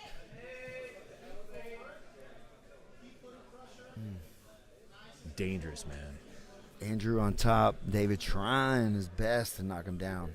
Oh, He's got that short ankle grip. Oh, my God. Wow. He just yeeted himself out of that one. Yeah, he did. Oh, my God. That's that one, though, right? He was on the edge of the foot, and, that's all ankle. You can't have paper ankles and defend that one, man. No. They're going to rip. Wow. These guys want to win 10. They're trying to punch that ticket to Vegas. Well, there's a lot on the line, man. Not just punching the ticket, but being exciting. Maybe getting a call back to be an alternate. Oh, that's a deep one. Ankle lock. He's trying to slide his knee line. Oh, man. David, no fear. Sliding that knee out. Andrew's just going to make him do it again. He's like, hey, do it again. And now he's going to attack the he's going to heel. go for the inside heel hook. David doing a good job hiding the heel for now. He's got exposure. Oh, David's got to get his knee line free. Man. Thankfully, it's a little bit off the floor, and I think that's what's saving him. I think he's going to get it out, Steven. I think he's going to clear it. He got some rotation. Wow. Nice job from David. David's super tough. Obviously been in this position lots of times before to know how to navigate his way out of that so expertly. Good work. Now we got David on top. Andrew's got to be thinking, man, what do I got to do to put this guy out? That was several good looks. And it looks like Andrew's looking for that snap triangle again. So fast. They're calling for it. The fans love a good buggy choke attempt. Look at this. He's setting it up. Oh, he's getting it pretty deep, too. He's setting it up off his closed guard. Uh-oh, he might have to pick him up here to use the PGF rule of the pickup to let go. I don't know. David's got a nice I think he's about to go. He's crossface. got this. You see his color changing. His face. Yeah. Oh, my God. I wish he'd give us a thumbs up just to let us know if He he's can't. okay. He has to let go of his grip. He's got to hold it. You want this man to get killed, Tim? He's blowing the fingers out. The S grip slipping up on top here. Yeah, I it don't is. think Andrew's got enough. Hands on the mat. Uh-oh, he's changing colors, though. He's tapped, he he tapped, he got tapped. it, he got Oh, Andrew with the buggy choke finish. Wow. Wow, 3 minutes. You saw his fingers slipping on that S Yeah, grip. you I didn't did. think he was going to get it. Nice job from Andrew. Wow, way to stay in there, Andrew. Get that finish. Moving on to the next round. I think that push-up on the mat from David when he elevated was really like his last kind of, Ditch. I got to make some space here, man. And when you don't get it and you land back down, oftentimes just tighter than what it was when you lift it up. Yeah, we see this thing getting tight for a long time right here. And I love the way that he ringed that behind his head, the way Andrew switched his grip there to flex that circle bigger. Great submission. Ooh. Who we got coming up it's next, hot Steven? here. Who we got coming up next? Oh, sorry. This is Dominic Lobo and Ethan Aurelio. All right. Okay. Let's see who's the red corners. Dominic's on the bottom, Ethan on top. Ethan trying to put a lot of pressure down right here. Yeah, in this Dominic closed climbed guard. almost all the way up his back, and Ethan changed his mind. Oh, shoot. Nice follow-through from What Dominic. posture. On this classic Kimura play. It's 1995 in here. Love a good closed guard play. I'm a closed guard man, you know what I'm saying? Yeah, I It's love just- close guard too. I really do. I've been around for a while, so it works for that certain stuff. I think you start with it, you get away from it, and then eventually you come back. Yeah. It slows the game down when you need it to be slowed down. And in this case, if he can get his hips to bridge through, he may be able to get that hand exposed. But, He shoots a triangle off the oh, defense. man. Nice Beautiful job. work. Oh, he's going That's for the arm. a He got tap. a tap. Nice work. Man. Dominic Lobo. Beautiful work. Moving on to the next round. Beautiful setup off the Kimura attack. Are we calling that 3 or 6? 3. Okay. It was beautiful setup. Yeah, 3 points. You lose 3 points for attacking the arm instead of the triangle in that case. I think he don't care. But do you lose really? Yeah, I would take it. He feels pretty good about that right now, I bet. Absolutely. He was aggressive. Dominic got out there right in the beginning. He established an aggressive guard, climbed up high, forced Ethan into positions that he didn't necessarily want to fight from, was able to finish it. Last match of the first round coming up. Michael Hodgkin and Landon Elmore. Landon from New Wave Jiu-Jitsu. Michael, Solid Ground Jiu-Jitsu.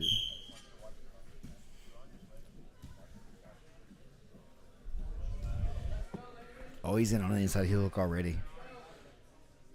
Who's on bottom here, Steven? It looks like to me Landon is on bottom right here. Getting the inside heel hook exposure. Oh, he's already Quickly. on the heel. He's training so hard. You can see him shivering. He's trying to bridge through that leg so hard.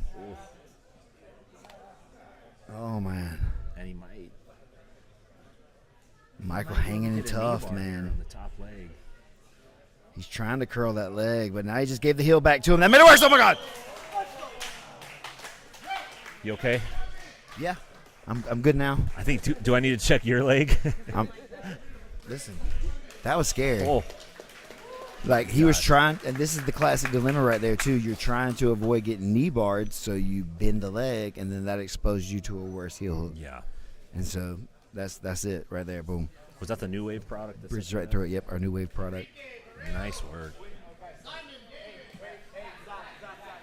Calling for a timeout right here. Our referee is ready to go. That wraps up the first round We are going to of the PGF qualifiers.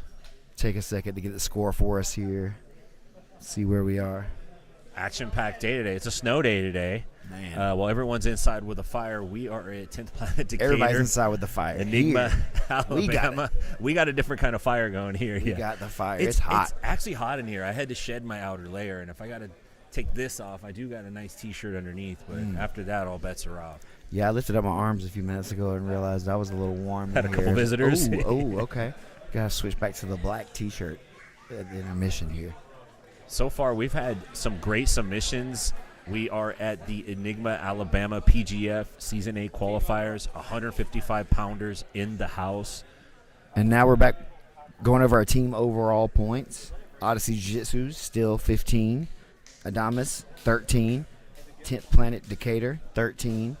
The Jiu-Jitsu Lounge 13. And Gracie Baja West Chase with 7 points. I feel like that's the same. Yeah, not much has changed. Yeah. Maybe we haven't seen any of these players come out since the last rules. Yeah, absolutely. And then, as the bracket gets whittled down, there's going to be less teams represented. And if you're not already pretty high up on the board, it might be a little stretch for you to get there. We'll see if Matt Elkins will tag in for me for a little bit here really quick. I will be back. Okay, Steven Eakin. Appreciate you. Matt Elkins will be joining us in just a second at the broadcast booth. If you're joining us at home, we are live at the Enigma, Alabama PGF Season 8 qualifiers, 155-pounders. We've seen some great action. We just wrapped up the first round. The second round is going to start momentarily. And I'm joined now with the one and only Matt Elkins. How you doing, Matt? Ladies and gentlemen, it's an honor to be back. Trying to stay warm out here in this frigid Alabama winter. Yeah. It's hot in here, though. The heat's inside. Well, that's where all the action is, baby. Absolutely. So far, Matt, you have a favorite match or a highlight from the first round? Man, I am a big Emilio Hernandez fan. Wow. Out of the folks in this bracket, and y'all saw my man in that first round getting after it, and so definitely excited to see what he does. Yeah, he looked fantastic. I'm going to pull up the matches here and see if we can get a read on who's up first. I believe this is Enrique Barreto versus Simon Davis. Enrique is from Gracie Baja West Chase, and Simon Davis is from Integrity BJJ.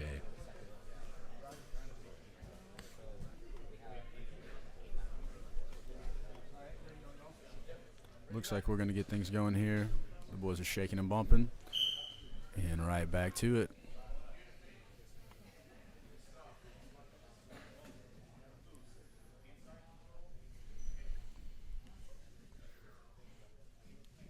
Both guys keeping pretty good posture. Looks like they are going to actually wrestle it out here.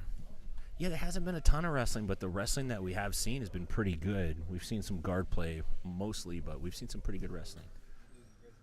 Speaking of Emilio, we saw a nice foot sweep in the beginning of his match. That was beautiful. If you don't know, you're about to find out about our boy Emilio. Yeah, he's very good, and he wins very fast a lot of times. It's really impressive to watch him. I had a match against Emilio in a quintet one time, and he flying triangled my teammate in like 30 seconds before I walked out there and grappled him. It was one of the most terrifying experiences ever in his hometown. So I'm excited to see him finish the tournament strong. And Davis, looks like he's sitting for a heel on Barreto. He's fallen back a couple times, didn't quite get it, didn't quite have the control. Barreto seems comfortable standing and trying to pass. He sits down on a leg on his own, and he gets the tap. Straight ankle lock right there. He kind of shook that off, too. He just gave it a little shake, like, I don't know. It's very interesting. Obviously, heel hooks have been a huge component of no-gi professional grappling for a while now. But you see the straight ankle lock coming back into popularity. There's different variations of the grips, and because of the emphasis on the heel hook defense, it opens up the straight lock Yeah, it's almost like the heel hook plays a diversion. And we got Maximus Jolly from Pedigo and Lawson Grime from Adamas Jiu-Jitsu. Lawson with a big, powerful match earlier, and now he's sitting here in front of the PGF fan favorite, the Rock Troll. Here we go, straight to it. The Rock Troll sliding in there. Egghead Warrior was big on the Rock Troll. He picked him to win it all today. Not a bad choice.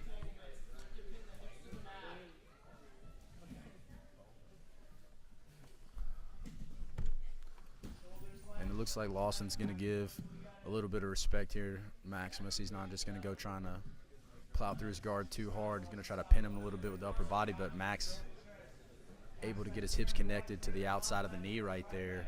Going to try to off-balance his opponent and see if he can get to this leg. Yeah, and he's in deep on that leg. Not where you want to be. No. 30 seconds into the match with the Rock Troll. He might hit that cloverleaf. Texas cloverleaf. He's going to send that, it looks like. Oh, boy. Not always able to finish with that cloverleaf position, but such a brutal grip. Oh, yeah, the Rock Troll going to sit back on the rock. Ooh, very good defense from Lawson Grime. Beautiful play. And hopefully we're going to see him get a little bit of confidence that he belongs in the match and see if he can get on offense now. There we go. Sometimes it takes one escape like that. It takes one exchange where you come out on the right side of it to kind of establish your jab in the match, so to speak. Get hit in the mouth a little bit, realize that you're all right. It's a bit of a fight. And then you can settle into that rhythm, settle into that pace, that mindset, and start to really try to take a shot of your own now. Rock Troll isolating the right leg of Lawson Grime. Pulled his leg right out. Savvy back step there. Definitely no slouch to the leg game. So nice entry from the Rock Troll. The little Jackie Chan, little pop entry from the Rock Troll.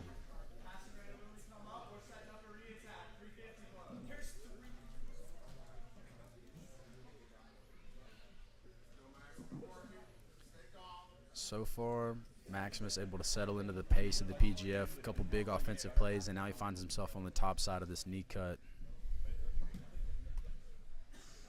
I mean, you're not necessarily trying to win a decision, but if you can come out and establish a couple big plays early, that's definitely something that's going to go in your favor. 100%. You got to stay ahead on the scorecards. You got to keep that attack volume high. You know, some of these guys get out there, head hunting a little bit, looking to just take one shot, one kill, and it's like, man, if you don't take that play until 3-4 minutes into the match, you could definitely be behind. Yeah, it doesn't read well to the judges. No, it's a tough aspect of competing. Where refs' decisions or points are a factor, you do need to try to go out there and get the guy out of there, but the gaming of the rules is a part of every single system, and so coming out here in this PGF 6-minute match and throwing a couple of heavy plays like that out the gate, definitely a good strategy. We got to reset. And Matt, I think it's especially important considering the stalling penalties too. You have to establish that you're working, that you're not just chilling. Yeah, I can definitely still tell that there is a bit of some of the fan base is still a little bit confused about, like, it's a non-traditional approach to stalling. We are literally looking for people to push action. That's really the bottom line. If somebody's on your back, looking to try to wrist lock them, short little key locks, anything like that, instead of just standing there and playing defense the whole time, is what we're trying to open up. Because at the end of the day, what jiu-jitsu is going to have is that entertainment value for it to become super popular, and the PGF rule set so far seems to have a good recipe for that. Yeah, it really does. I would really like to see Lawson start to work side to side. He's standing in front of the Rock Troll, which is what's allowing some of those entries. He's just a little heavy-footed from the stand and passing. We're going to see him come up to his feet again, see if he can start working side to side. The Rock Troll's using that little X that he's shooting with his legs to capture the ankle. We saw him get a nice entry off that in the beginning, but I do agree with you. You can't keep stepping in and getting caught in deep configurations like this. Eventually, it does catch up to you. Rock Troll looking to control the toes. Oh, beautiful. Nice job. He outside heel hook or a straight ankle.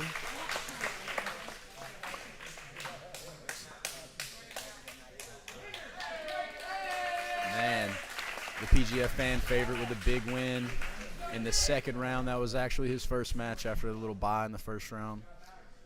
And so Maximus Jolly right back in the pocket. It looks like we're going to have Nick Saff and Brandon Abejon coming up next. Nick is from 10th Planet Decatur. Brandon is from 10th Planet Huntsville. Oh, we got some 10B on 10B crime going here. It's got to happen that way sometimes, boys. Hate to see it, but it's unavoidable. When you're part of the largest jiu-jitsu organization on the planet, it's how it goes sometimes. Brandon shoots him with a little takedown attempt. You know, I like that about 10th Planet, though, to be honest with you, is that everyone's got to compete for it. Yeah, absolutely. At the heart and soul of it, everybody, we are on the same team and we do support each other. But, man, everybody that takes it that seriously, you guys are going to see each other in the deeper parts of brackets and just how she goes sometimes. Shout out to the 10th Planet.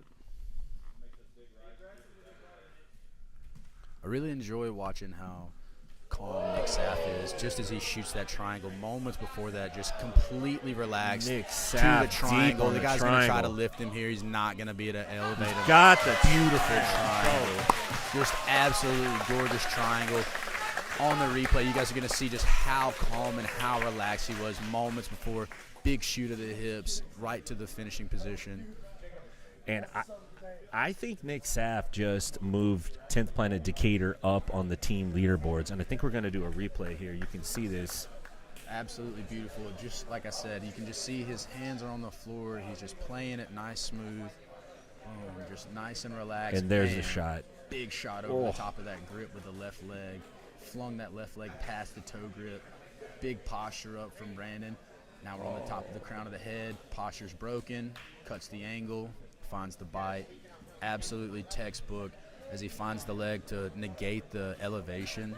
Beautiful triangle finish from the seasoned veteran Nick Saff, man. Beautiful. He's looking impressive so far. He's got 2 nice wins today. Man, Nick is I believe he just got his brown belt not that long ago. And when I say not that long ago, he wasn't training jiu-jitsu not that long ago. And to see him achieve brown belt status here at 10th Planet Decatur and just go out there and continue to put it on the line, you almost anticipate that some of these up-and-coming guys are just going to find some type of ceiling that they're not going to be able to break through. But, man, Nick, he'll run into some tough opponents, go home, regroup, right back to it the next weekend or two, and really awesome to see his growth. I believe that we heard the commissioner state out of my headphone over here that might be the sub of the day from Nick Saff with that triangle. Oh, yeah, I think he did say that. I think you're right, Matt. That was beautiful work. That's a pretty bold move to call sub of the day before the event's even over, right? Yeah. Well, the thing that was so beautiful about it for me, and especially in these 6-minute matches, you see some of these guys, maybe a couple of the wrestling types are a little guilty of going out there and slinging it 100 miles an hour. And sometimes you do, like I mentioned Conor McGregor earlier, you Mystic Mac, slowing the pace of the match down, then you blitz them. And that was a beautiful change of speed, change of pace from Nick Saff there. We got Joshua Lorton and Dylan Garofalo. Both guys pull guard immediately with Garofalo on bottom. Joshua on top. Dylan, the seasoned grappler, definitely had some really good looks in his matches earlier. Very impressed with some of his navigation of the legs. We also saw Joshua in a huge leg lock shootout earlier. Yeah. And he came out on top. He looked good. A little rough waters in the beginning of the match, but he really came out good in the end. That might be his style as we find ourselves back in the 50-50 again.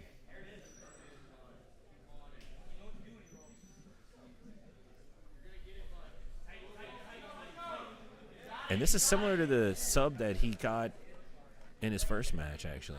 Looking to put a big rotation on the foot there, man. one of the big red flags that you're going to see in these leg lock shootouts is one of the guys putting their hands on the floor. Okay, if my opponent has both hands committed to my leg, I either need to be heavily ahead on the defensive structure, or I need to be getting on offense with my hands at the same time. So you see in these shootouts with both players got both of their hands committed to the free foot, looking to try to find some type of submission, just like now. Dueling ankle locks here. Yeah. Ooh, that's tight. That's tight. That's tight. Dylan with the heavy finish. I don't know right if. at the end. Did you hear a pop? Man, I- it seems like you almost see them in some sense, like you just like see both guys like The reaction. yeah, and it's like, you know, from the table, hard to say about hearing the audible with, you know, with these headphones on, but definitely could see the reaction. He's got that game face on, limping it out of there. That's how it goes sometimes. Definitely nice work. Looks like we got our next matchup coming up. We- Dylan Booker after an armbar finish earlier. And he's going to be going up against David Weintraub. A clothed, rash-guarded David here in this next round. We're not going to get to see those popping back muscles this time. I know the chat was excited about that. You can't take your eyes off the action today. Man, the 155-pound bracket is one of my favorite combat sports weight classes. And, man, here in the jiu-jitsu portion of the sports, definitely going to see a high pace, high output from these smaller guys. Yeah, and the other thing at 155 is sometimes you see pretty tall guys at 155. There's a bigger variety in body types.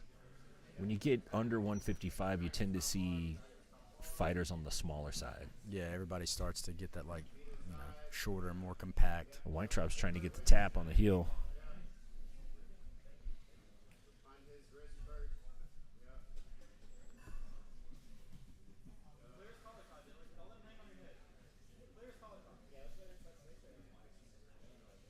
Little jiu-jitsu wrestling going on right now. Love to see it. Weintraub, he had thoughts of jumping on the guillotine right there, hitting that front headlock. Nice little single leg attempt from Dylan. Looks like he's up here on the top position, but Weintraub looking to make some type of body triangle. Booker has to bail, but now he's in on a triangle attempt of his own, trying to dig this elbow out, invert his hips to the top position or make a sweep. Weintraub with a quick flash there on the big reaction from the crowd.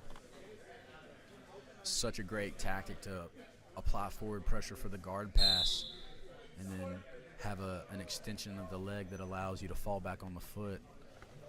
And now we're going to jockey it out for this reset. Big, heavy pin on the top leg right there for Weintraub as we get to reset. That's going to be a tough spot. This is where your coach comes in real handy here by memorizing this position. Sometimes when you're in the heat of the battle and they reset you, you might concede a little bit of land that you you once controlled, and you need your coach to kind of call it out. I definitely always advise to my athletes that you have to advocate for yourself. Like, the coach can only do so much from the corner. See some of the guys that are maybe a little quieter in personality, just not wanting to challenge the ref's decision. And you see some savvy competitors, they know that sometimes and speak up and wind up catching the edge. Like Weintraub heavily past the knee now as Booker looks to try to make his way up to his feet a little bit maybe. We're going to see him chase the back here, drag him back down. Getting on the back. We might see like a short little Kimura. Weintraub looking to make something shake there. Stop resisting. Very interesting position from Weintraub right now. He's definitely got him in a really bad spot. This is not a good spot for Dylan Booker. The 2-on-1 isolation right there is very, very tight spot. He needs to facilitate a roll. Nasty from Weintraub on top. Now maybe he can pin his weight on that arm to negate the finish. Very tight spot. Very tough defense here from Dylan Booker, but Weintraub going to elevate him and put this hand behind his back, it looks like. And he's over the head. Beautiful work. Nice work. Matt, it's so difficult to clear your head when somebody has your head covered in the Kimura like that. That is one of the ultimate checkmate positions. Once you get that Kimura isolated and really shelf and elevate their head and shoulder right there, now there's clear path to throw that arm behind their body. Big extension, very weak spot defensively. Nice Beautiful work work from Weintraub. You know who we got coming up next? Uh-oh, ladies and gentlemen. This one is going to be an absolute banger. These are two of my favorite guys in the bracket here. We got Emilio Hernandez and Anthony Valdez. We saw Emilio come out. I think he got the fastest sub of the day with that arm lock earlier. I literally missed it. I turned around, everybody was going nuts, and he got his hand raised. You blinked. That's how he does it. You better be paying attention here too. He's got a tall order here with Mr. Hernandez in front of him. Also a seasoned veteran of some of these qualifiers. So interesting to see these guys pop into these qualifiers. Young blue belts, young purple belts, whatever. 2-3 years later, another 100 matches or so under their belt. On a whole nother level too, man. Yeah. Nice fireman's from Emilio Hernandez. And Valdez jumped right on the leg.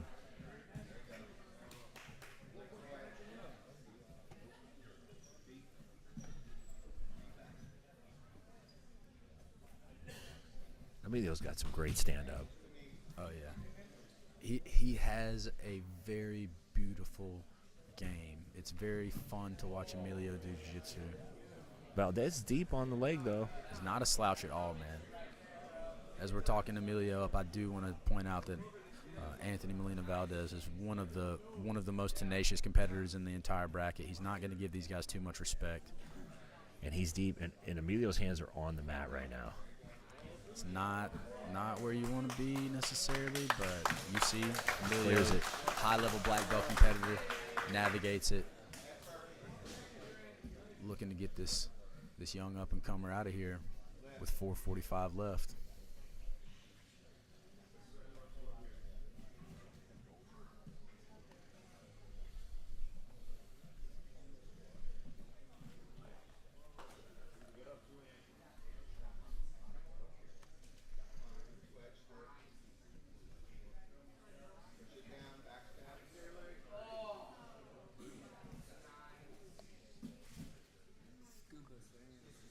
Valdez really going for the leg entry. So far, Emilio's been able to mostly deal with it and negate it and stay out of too much danger. He's right about that, but at the same time, dude, it's a freaking. This might be one of the ways you have to deal with Emilio is by putting him on the defense, not letting him mount an attack.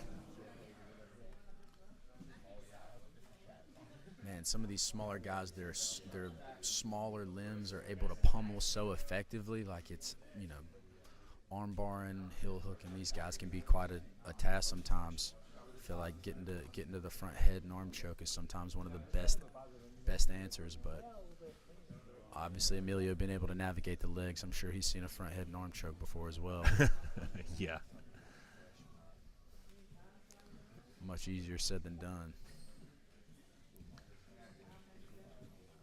That's really what gives you such an appreciation for the ability that these athletes have when you really understand how hard it is to do some of those things that some of these guys make look easy. Yeah.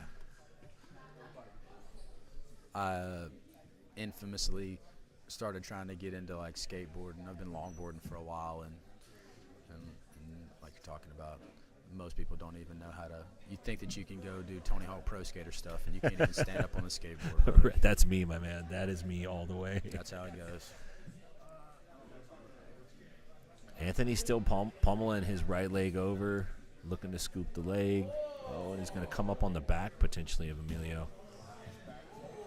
Beautiful roll, beautiful chase in the back. We got a beautiful front roll. Nice work, guys.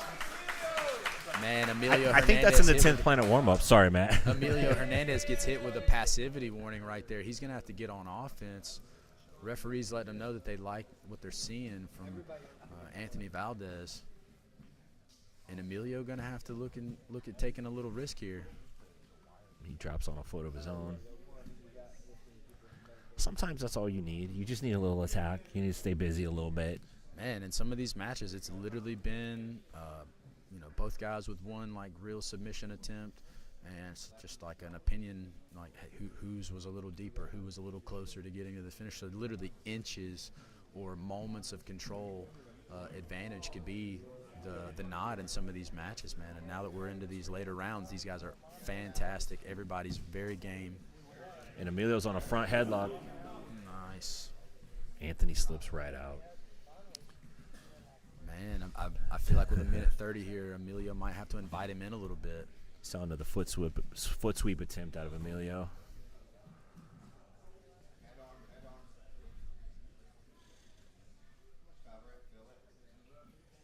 Is he looking for a Kimura? Maybe he's looking for the underhook. He's looking to control his top arm somehow or another. Anthony pummels back in again. Anthony's been able to keep Emilio a little bit off balance with the leg attacks in terms of not allowing him to mount as much offense maybe as he'd like to. Yeah, in some sense, in the pacing of this match, right now, I would say that Anthony Valdez has the lead because he's been on offense mostly. Who knows, if it's a no time limit match, maybe Emilio has enough time to melt him and tire him out and get him out of there. But right now, he's having to react to a lot of the offensive plays from the bottom player. Let's see, he's got 30 seconds here. Let's see if anybody can jump on a toe hold. See if anybody can put a staple on this thing real quick.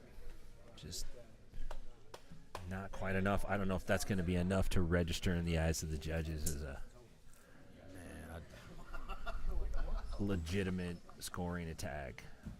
Such a close match. Super close match. So this one's going to go to the judges. The judges are conferring.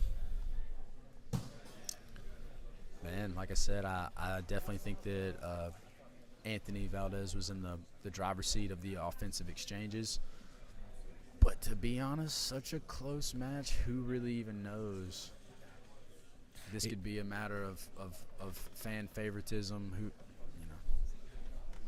These qualifying brackets literally are about the entertainment value that this potential athlete or a few athletes are going to bring to the Season 8. And so big decision from the commissioners here.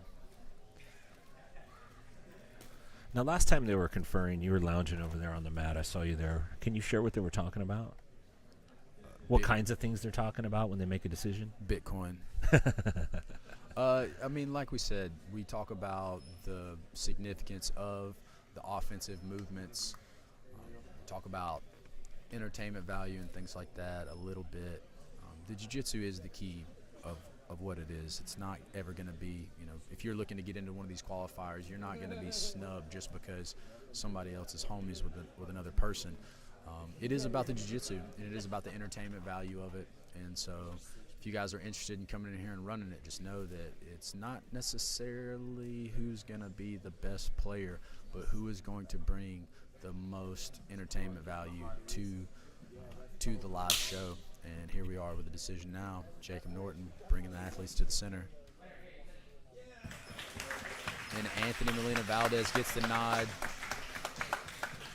Nice job, formidable opponent in front of him, and he gets the win. I think he fought a really smart match. It's American Idol right there. That was awesome.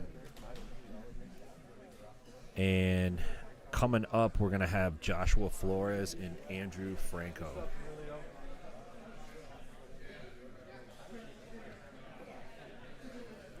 I think we saw Andrew had the buggy from guard, right? Yes. Yeah. Definitely been one of the most entertaining people. Well, you got to get the people going. And if that mustache right there doesn't do it, then that buggy from half guard or whatever that was definitely going to get it going. And so excited about that. And a man that's got a leather top hat, that is a quality top hat, brother. You did not get that at Party City. That's a strong move, too, to rock a top hat 2025. But if you can pull it off, it goes a long way. Yeah, I've definitely got some questions. Like, does this man have a collection of puppets? A monocle? Closet? You know what I'm saying? Definitely need a monocle in there. Is he a master at Monopoly Go? Joshua, he fought a tough match against Mario earlier in the day. Yeah. Big leg lock battle. Did just enough to win. Let's see if Andrew's able to use his guard and flexibility the same way he was in his previous match.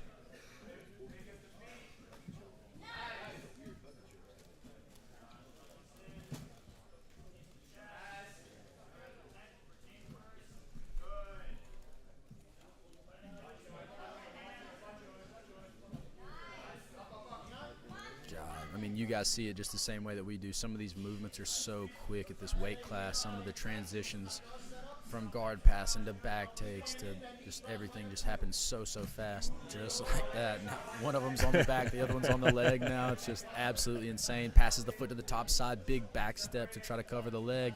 Doesn't have his weight into the leg yet. Golly. Andrew did a nice job of unwinding that.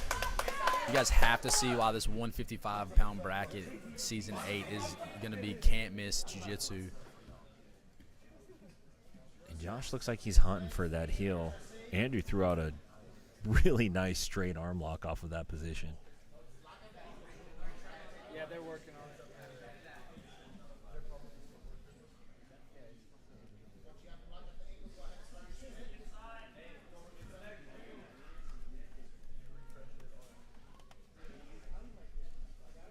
In Josh's previous match, he did a real nice job of countering the footlock attempts of his opponent.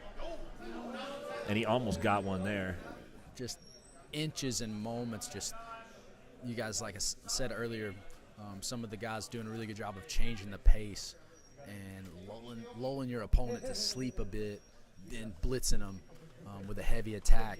And just when you see these guys starting to lull in some of these later matches, don't go get a drink.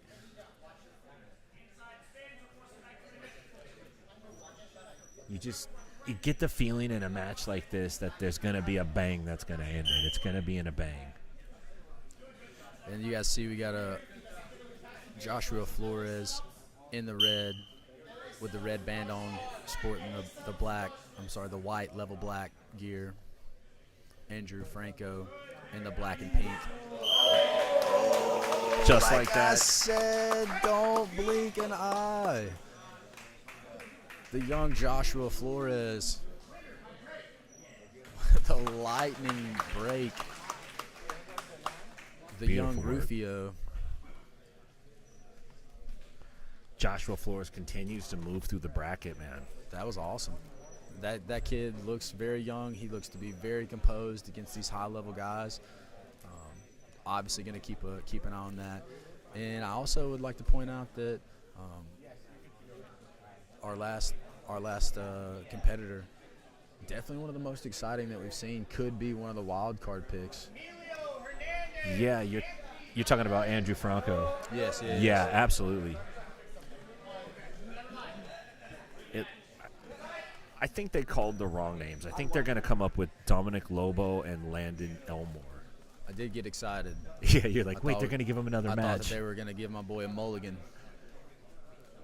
I support bringing the mulligan into jiu-jitsu. Maybe you have like a drawing and one athlete gets the mulligan and they get to use it. Oh, that would be like one team, like every team gets one mulligan.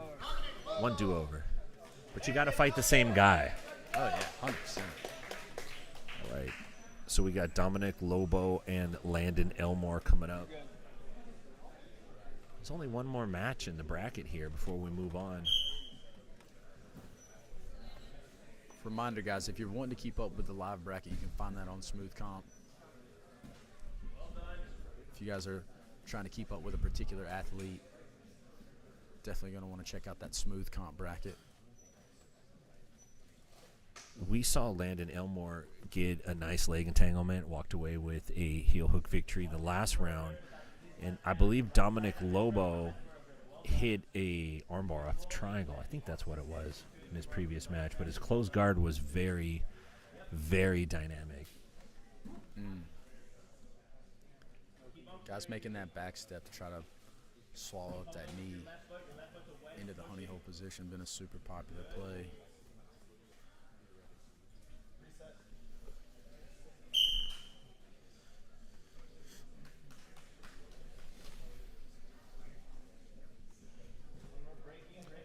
reset. Shake and bump from the boys. I see Landon try to get on offense here. And using that left foot, straighten the left leg to act as a wedge, as the right foot pummels.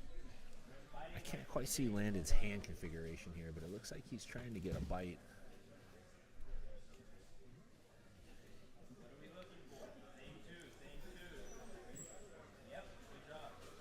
Shout out to you guys hanging out with us, 160 watching now on the live stream.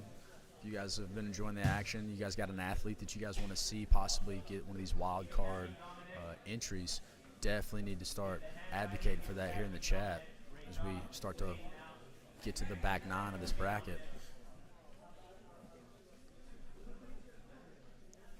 Some fan favorites like the Rock Troll making a case for themselves as we get into the later rounds. And he got a nice pop when he came out.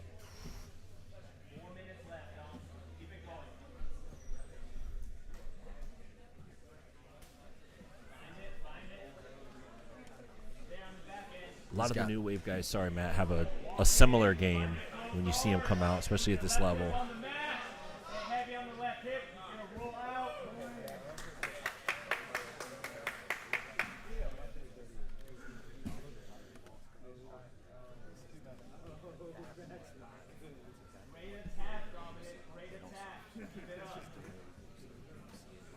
Dominic Lobo doing a pretty good job at keeping Landon in front of him, and Landon looks like he's going to fall on the heel. No, it's actually like he had a Kimura attempt there. Dominic fights it off pretty well. Got about 3 minutes of work here left.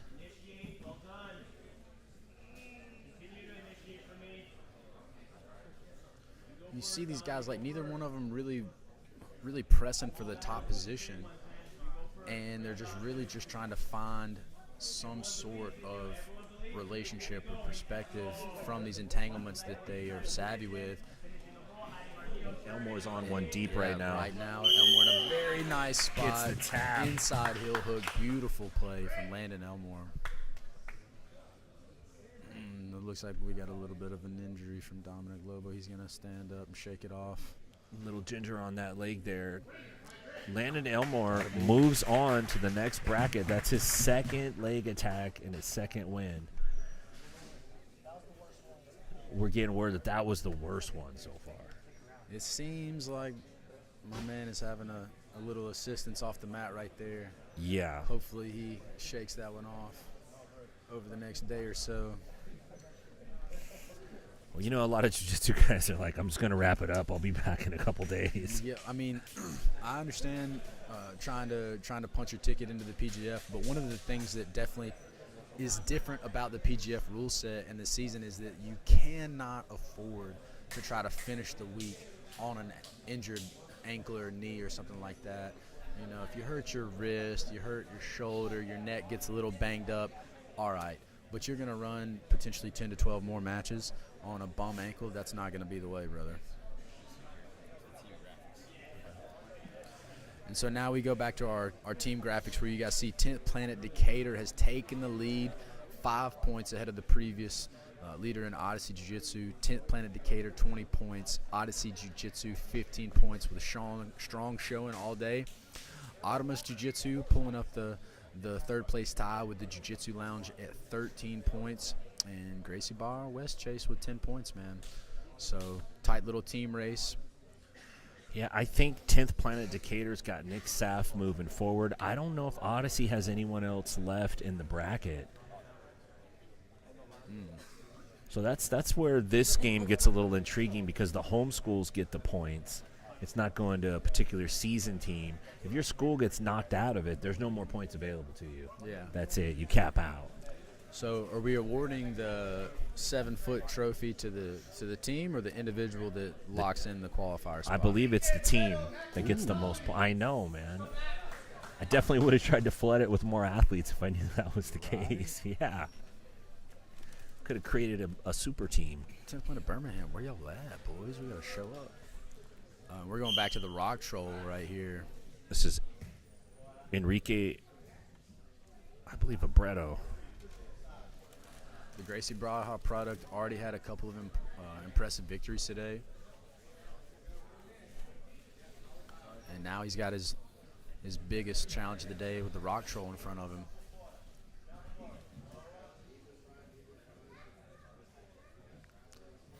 The rock troll is so good at funneling people to that position, man. He's back in deep again on the legs, and let's see to if the Texas cloverleaf. we've seen Very tight this. spot. It looks like he's going to be able to power through one of these plays. And now he's going to switch up to the heel. Barreto got both hands on the ground here for quite some time now. It's very, very tough defensive spot right there for Barreto. The rock troll looking to control the secondary leg.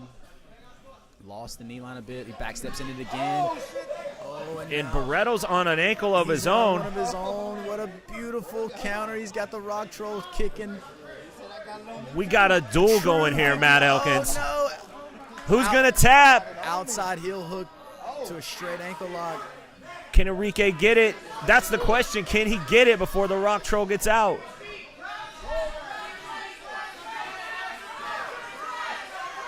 He's going to sell out on Belly it. down, big grimace, big flex.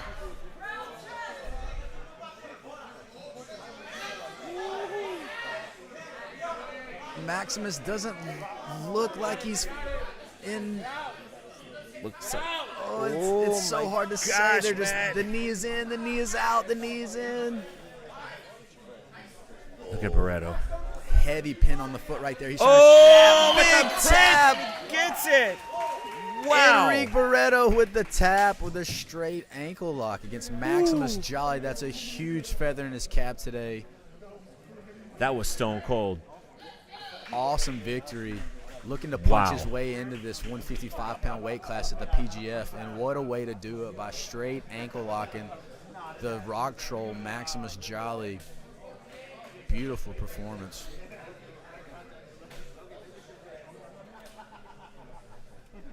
Man, there's only been a few people in the PGF ever tap out Maximus Jolly.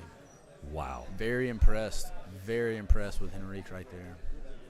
Ooh, look at the flex on that ankle. You can just see. Ooh. Oh, it's brutal. He just meatloafed it. He straight up meatloafed it. That's sometimes you got to call meatloaf and go, Wow, the man. meatloaf. You got to call meatloaf and go. And now we've got another. They're all bangers from here on out. Nick Saff standing, looking to pass here. He's working on bottom mat against Dylan Garofalo. Dylan had some really good. Oh, Dylan. Oh. Beautiful. I didn't catch what happened. Super fast. Looks like maybe an outside heel hook.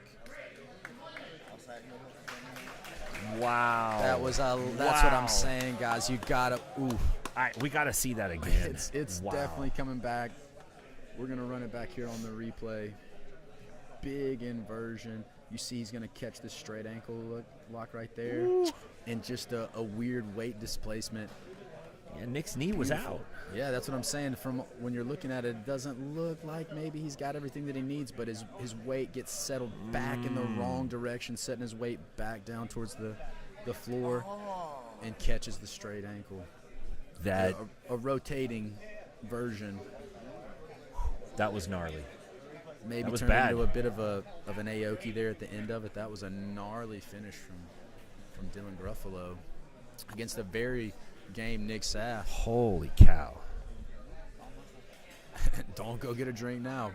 You better have that bag of chips, that popcorn ready. We're going right down to the next one. This is David Weintraub and Anthony Valdez. We saw Valdez win a very smart, well-fought match against Emilio Hernandez.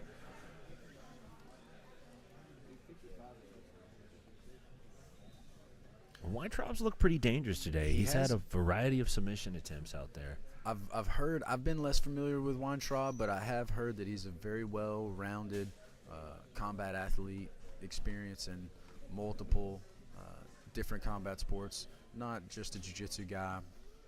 Got a little bit of a Clay Guida vibe going on. Yeah, I like that. I definitely dig that about him. The Wild Man.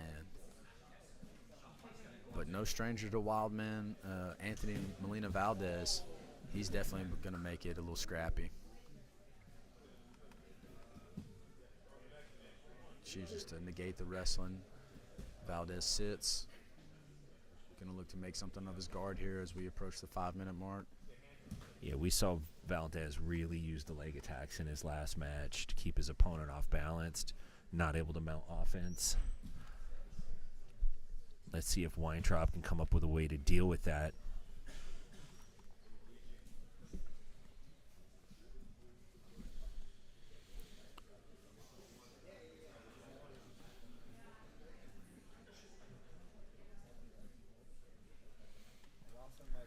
The viewers, if you're unfamiliar with the sit-up position here, both players looking to establish the inside head position. Weintraub hoping to get his head a little lower, start to push Valdez towards his back. Now he can start to try to make some plays from the top. Weintraub not pressing the top position super hard. And just those couple of little inches back, he's going to catch a little warning from the referees. Weintraub gets warned for passivity, which in essence, does that start the shot clock, Matt? It could start the shot, but it also just changes the rhythm and the pacing of your strategy all of a sudden, and you aren't able to play it how you want to. Maybe you're going to have to overextend or overcommit to some plays so that you don't wind up potentially giving your backup. Shot clock has hit. This could really force you to open up. It does 100%. That's an aspect of the training that people are not as familiar with these very intense stalling calls. Nice pass from Anthony here. Working a knee on belly. And there's the flag. The refs are going to let him run it from the penalty position. Now, if you're a wrestler, you might like this referee's position. I definitely think there are some guys that have been doing this since they were little kids. And they see, you can see how some of them are really tight with their knee positionings. And you can get away with a couple of things here in this position that you can't in traditional wrestling. And why not, Weintraub tries to roll out. Really interested to see how that particular penalty position starts to develop and change the culture of jiu-jitsu, similar to how you saw the EBI rounds and the overtime rounds. You started seeing more and more guys playing the back and the spider web in the training room. So don't be surprised when you see your coach, your sensei, start talking about that PGF penalty position.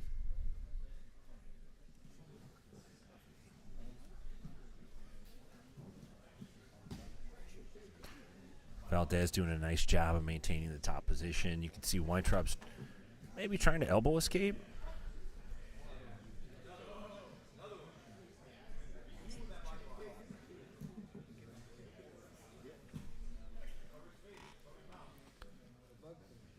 Anthony Valdez has every single rep been very tenacious. And sometimes you hear the argument, is jiu-jitsu a fight or not? And when you're going against Anthony Molina Valdez, it definitely is going to feel that way. It's got a nice body triangle on Weintraub. Very technical, but just absolutely going for the finish. Very gritty. Shot clock's on, David. Shot clock's on. And now we've got Weintraub on the shot clock again. Anthony Molina Valdez clearly in the driver's seat. With a minute 42, David's going to have to figure out how he's going to catch our boy in a trick or a trap. This really puts a lot of pressure on you as the athlete that has the shot clock called on him, especially when you're in a back triangle.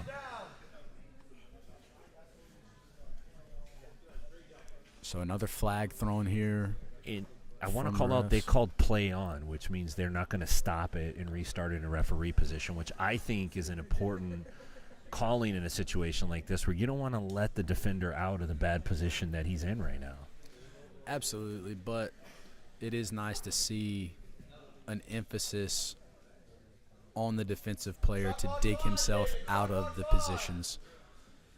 Especially in traditional rule sets, really hate to just watch somebody, in football terms, if I march it down to the 10 or 20-yard line and then you just get to take a nap and call a timeout, I really hate that. And so to see these guys keeping these defensive plays, it gives it that red zone feel. Another stalling call. 30 seconds, it looks like. Looks like we're going to see Anthony Valdez bring this one on in for a smooth judges victory. Definitely done enough in the eyes of the judges to write his story to the next round.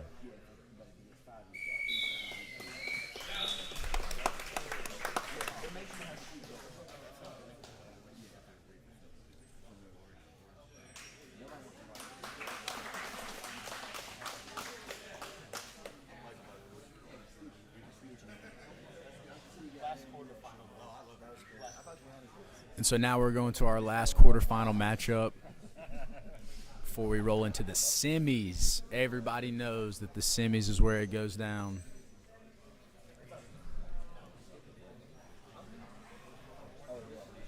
And so we've had an awesome day so far here at 10th Planet Decatur. Pretty good stuff so far, Matt. I mean, some real big submissions. We've seen some great jiu-jitsu, even in the decisions. That's the one thing that's really, really cool about the PGF is that, you know, not all the draws feel like draws. Sometimes the viewers are the real winners in some of those draw matchups. Joshua Flores is right back out. He just had a match like 12 minutes ago. Man, this is going to be an awesome matchup.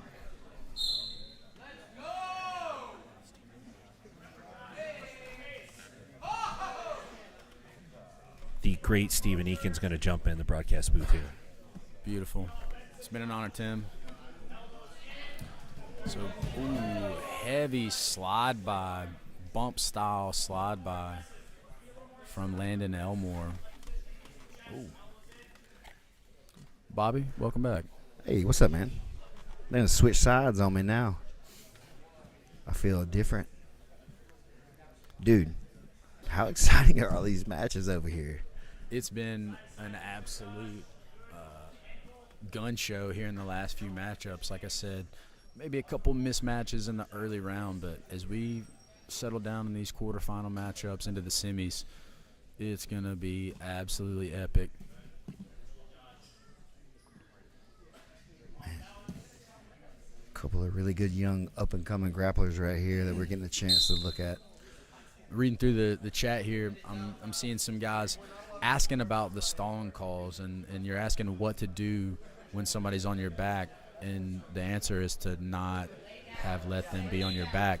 But if I let you on my back and then I just try to take a nap and chill, that's not how sports work. And so I think sometimes if you're looking at the PGF through a traditional jiu-jitsu application of the rules and the game, you might struggle a little bit to understand, because jiu-jitsu as a culture is not as entertaining as other sports. And so in trying to push the action and reward the offensive player for being offensive and not rewarding the defensive player for being defensive is definitely where the traditional approach and the PGF approach differ. So definitely a different approach to negating some of the stalling and stuff like that. But been a huge talking point of the PGF rule set. Landon moving around side to side, trying to get around Josh's guard, unable to find any holes in this thing to get any offense of himself going. Now Josh going to roll back over and get on top. It's interesting to see. Ooh, he's in on this one. Landon, no sweat. A lot of these younger guys seem to be favoring grabbing the bite and then filling in the knee line on the back end. Yeah, highly effective with it. It seems like if you get enough of the foot and you can get some torque on that thing, you're going to get some pops and you're going to get some screen taps out of people. And we've seen some injuries out of that too. Traditionally, you think you got to have a good pin, control the knee line, et cetera, but we're seeing, more and more that just gripping and ripping is a really sound strategy. in some ways.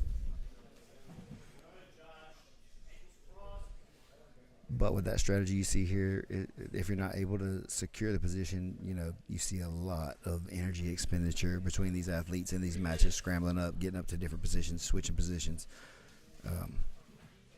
So I don't know what the trade-off would be there, because you don't want to get stuck to a guy who's dangerous in these leg entanglements, you know what I'm saying? Yeah, absolutely. It seems that these guys are so fast, their cardio's got to be so good for a 6-minute match. A lot of times these finishes are happening from like lulling your partner to sleep a little bit, because if these guys are all running at full speed, full turbo, really hard to really get any kind of connection or really get ahead in any of these exchanges. Landon using that high leg pommel to get back in. Joshua going to get a bite on it, pull himself back up to the top. Oh, trying to put something through this, but I think he's got the straight on the kind of angle here. And now he gets to the side, he's got to get the bite he on needs. The calf.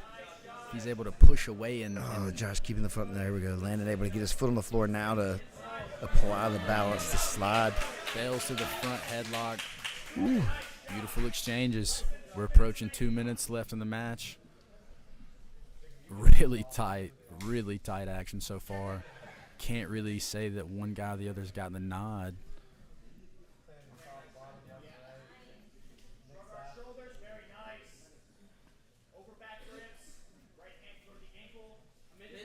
Super interesting here. Both guys going to look for that one punch knockout, it seems like. Not able to find it yet. Josh in again. Wraps it up, gets a good bite. Oh. They're asking for Josh to force the inside spin.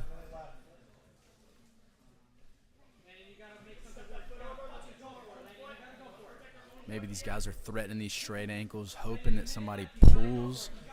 They're pushing their feet in. Hopefully if they pull the foot out, they can catch that little short aoki. It seems like both guys are kind of jockeying for the same thing. You see they're not selling out to the break.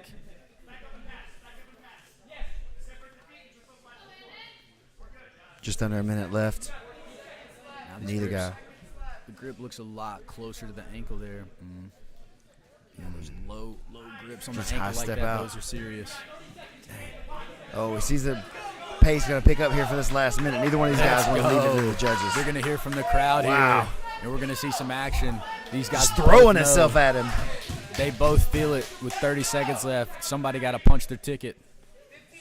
Josh going to roll through on this toe hold, throwing his last-ditch effort. You just really want to see a mulligan on some of these. Like, oh, man. One more round, guys. Go again later.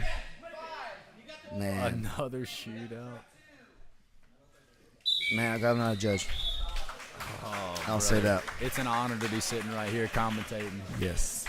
And so to go back to some of the stuff that we were talking about in the chat about the stalling calls and stuff from the back, one of the things that is happening also is like, yeah, obviously you may not be able to defend harder or do anything offensively from the back, but while racking up those calls during that control point, in the regular season, if you get 3 of those calls on you, then the other guy will get 2 points. So it allows for the offensive player who's dominating in that position to perhaps at least get 2 points for all his hard work for it if you're just hanging out and surviving. There would have to be a riding time factor or something like that to negate people being okay with having their back taken in a body triangle and stuff like that.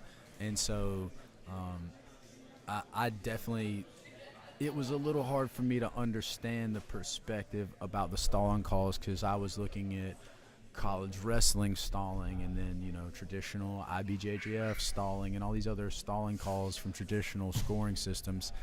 And while I was looking at it through that perspective, I had a hard time being okay with what was happening. But then when I had the moment where I understood that we're rewarding the offensive guy and we are penalizing the defensive guy, sub-only formats get a bad name sometimes for stalling. We're back with our winner. Decision. Oh, Joshua Flores getting the decision. Another very, very close match. Very close good match. Kamish going out there talking to Landon. I think we got some more work from him coming up. I would love to see that.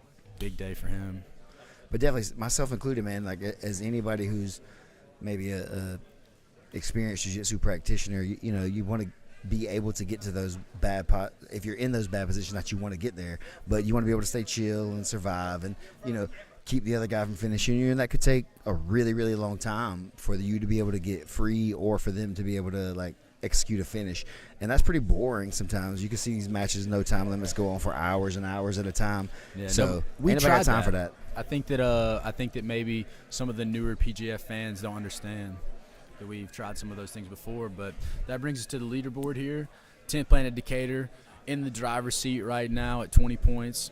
Odyssey Jiu-Jitsu with 15 points. Optimus Jiu-Jitsu and the Jiu-Jitsu Lounge in the third place tie at 13 points. Oh, and also Gracie Baja West Chase, 13 points. It seems that Gracie Baja is going to be up again in this very next matchup, as they are tied for third, 7 points out of the lead. Yeah, we saw in his last match against the Rock Troll, I thought he was in a lot of trouble just now. And I thought, man, Rock Troll's got another one. Then we saw him flip the script, put a bite on the Rock Troll. We saw him bridging up, trying to get that pressure off. The whole room got quiet, man. And then he took a breath. And I was sitting over here beside you guys kind of waiting. And me and the guys that were sitting there, he kind of looked over at us and, like, took a breath. And then he just went in for that last bridge. And I was like, oh, man, that was good work. One of the coolest things is seeing some of the younger, just maybe less known grapplers come in here and run it at some of the veterans, man. Like, even I've competed in the PGF freaking 6 times, and every time that you go in there and risk it against one of these up and coming blue, purple belts or whatever, it's sometimes you put them on your highlight reel, and sometimes Jed Thompson is breaking your arm off and really establishing that he's here. And so it's been cool to see some of these guys come out here and take advantage of these matchups and these moments and make a real case for themselves while they show their jiu-jitsu. And yeah, back to the chat talking about the stalling, and yeah, we agree in principle about jiu-jitsu as a whole and what it's for, and the Gracie's fight science stuff. Like, I'm a big believer in all that stuff. Yes, I agree totally. This isn't that, though. This is jiu-jitsu as a game. We've turned jiu-jitsu into a sport now, to where there's other things that you need to be able to use your jiu-jitsu to do. There's a different kind of objective other than just like winning a fight with your jiu-jitsu. And I think one of the other aspects that the PGF, it's not a traditional tournament where, like, understanding the overall goal is to have these guys having a season just like any other sport. Like, oh, you guys dropped the game against, the Spurs, dropped the game against the Warriors. Like, well, they're going to get another chance later this season to run it back, and maybe they see them in the playoffs and et cetera. And so that is one thing that is definitely different.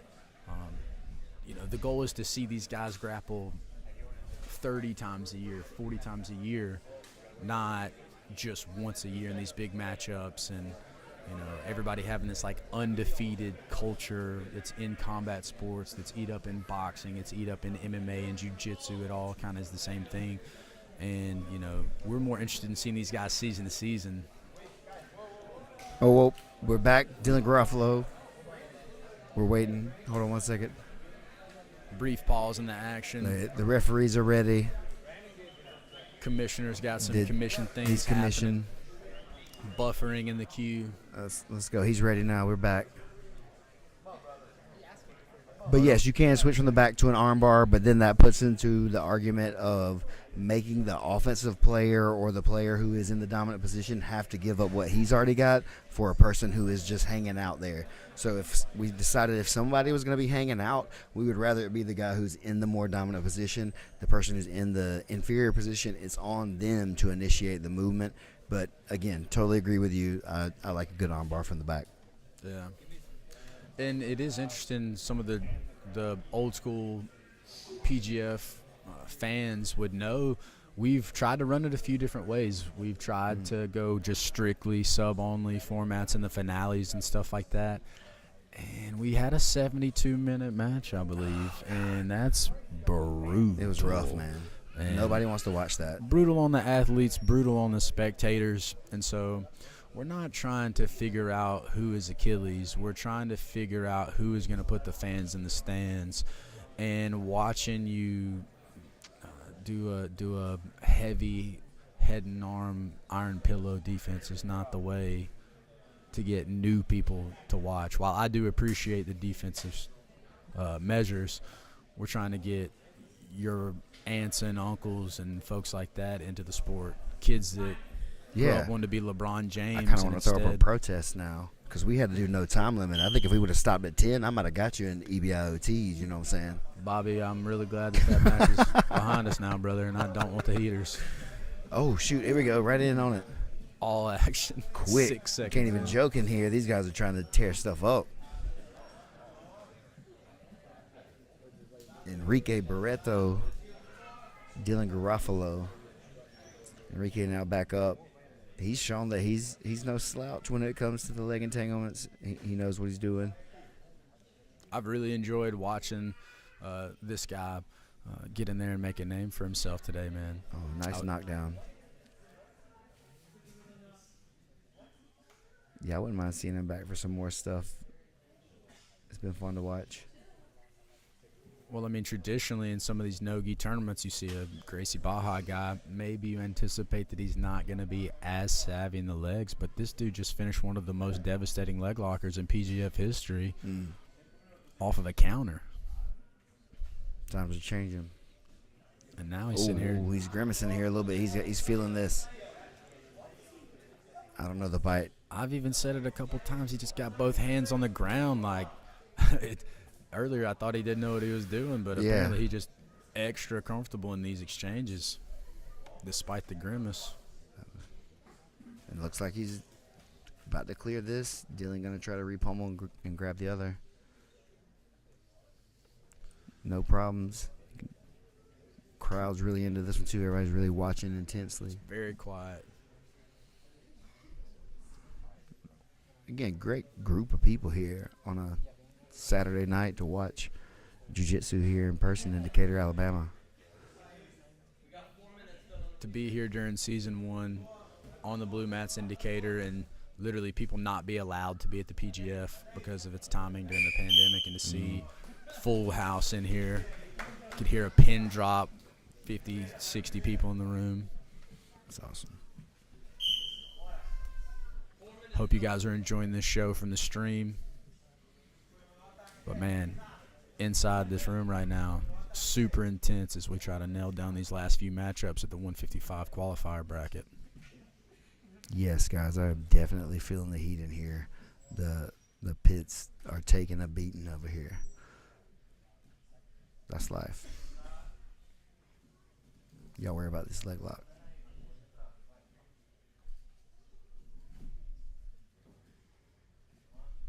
Not afraid to stand in the middle. Go. Oh, he's diving in again. Enrique, unafraid.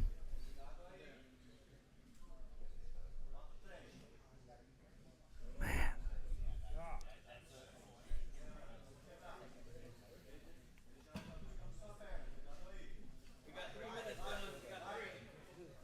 No, he's trying to bridge through. I don't know if he can get enough pressure there. Trying to get heavy on this belly down straight ankle variation. It's been interesting to see everybody playing from the non-traditional side on the straight ankle grip.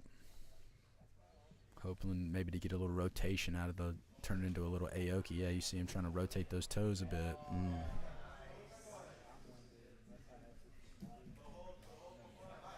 It's been crazy to see. Always, he can't quite get enough drive through there. Doing a good job hanging on, fighting the hands to keep just enough pressure off. And reset to the middle real quick. 4-stringer, slide into my DMs, dog. What's up? Trying to buy that shirt off of you. Hey. This, you know what I'm saying? You know, times is hard. Have that mailed to you. Snow day. We got sweaty socks at the end of those as well. Some leg pummeling going on. Very interesting to watch. Both guys content with being on bottom, it seems. Not a whole lot of like heavy pressing to pass the guard. We're just trying to pass the fallback on the leg. So Again, another shootout here. get so far just to get the bite, right?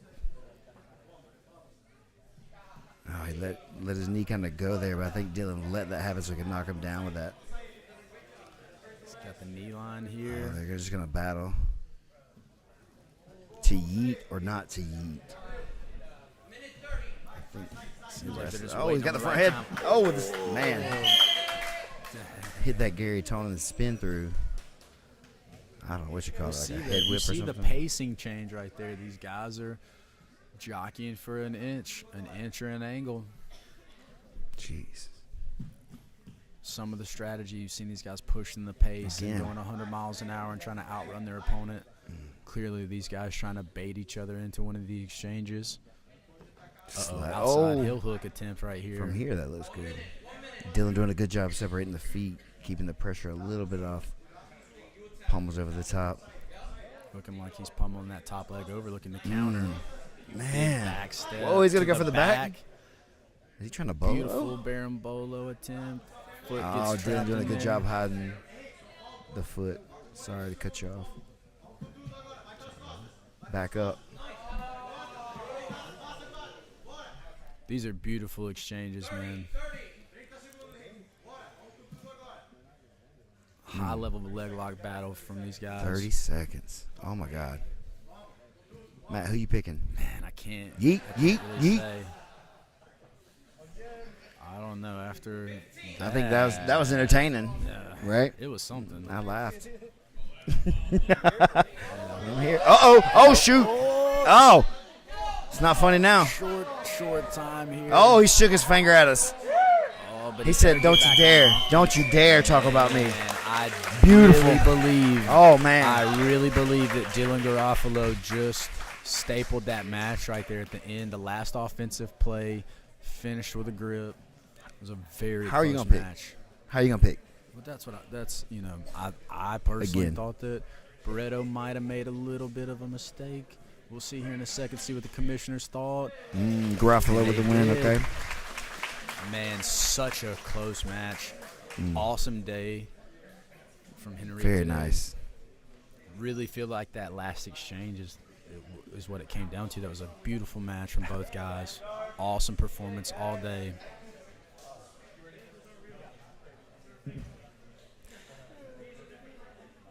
Oh, man. This is so fun.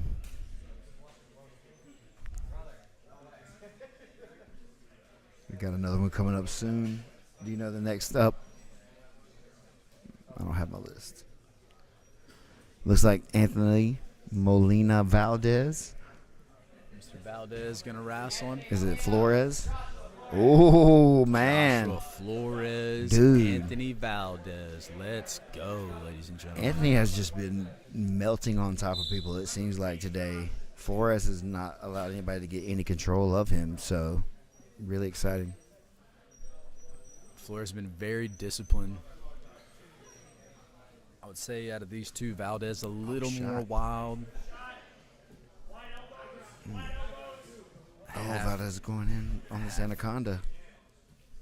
Little Stick the half-hearted elbow. shot winds up Flores on the bottom side of the front headlock, and now the bottom side of guard.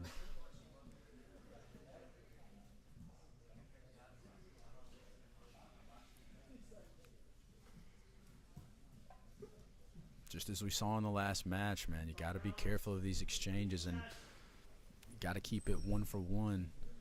Anything can happen. Everybody's got that one hit, one kill shot, it seems like. Some of these later matches are coming down to, oh, this guy just got 2 or 3 offensive cycles off to none. That's the match, you know. So some beautiful exchanges here. I think that was a great way to put it, too, the offensive cycles and not exchanges. Yeah, I mean, you know, who's initiating the offense, who's initiating the positions that are most fruitful.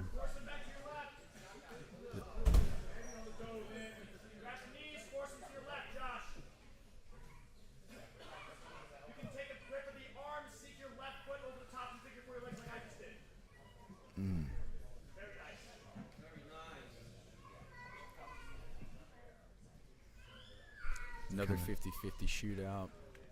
We've seen lots of this today. I've really enjoyed seeing what the school of thought is for some of these guys with the wrong side straight ankle, quote unquote wrong side straight ankle lock grip.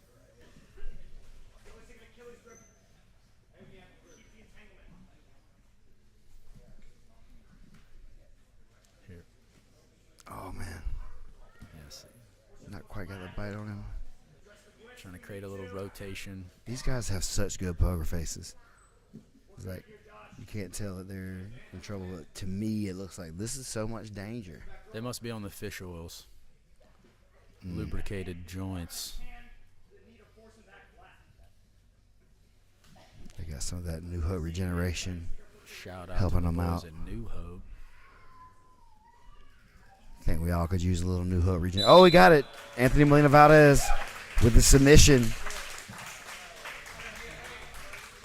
3:30 left. Man, I think they're going to show us right here if you want to. beautiful word from Mr. Walk 'em Valdez through. again.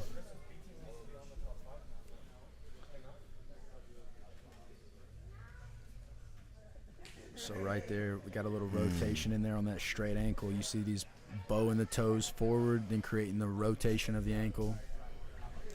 Beautiful finish. Was that like the new hottest finish, I guess? Most effective, maybe even, that we've seen lately? It's definitely been interesting to see the evolution. At one point, if you knew heel hooks, you were dealing with black magic that nobody else had, and then everyone started to put respect on the leg game, and you started to see now some straight ankle variations have kind of come back in, and now there's a correction for the straight ankle, and guys are hitting those shallow Aoki style rotating straight ankle locks from a multitude of different spots. Yeah, it just kind of gives you that classic sprained ankle, like you're playing basketball or whatever, right? Like you step wrong and you roll your ankle on one side or the other.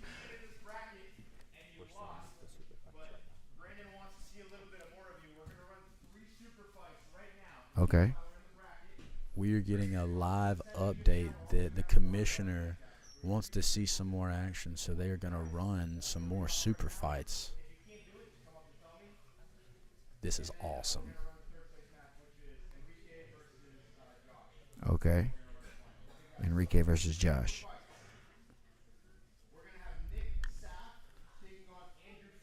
Nick Saff versus Andrew Franco is a All right. matchup. Let's go.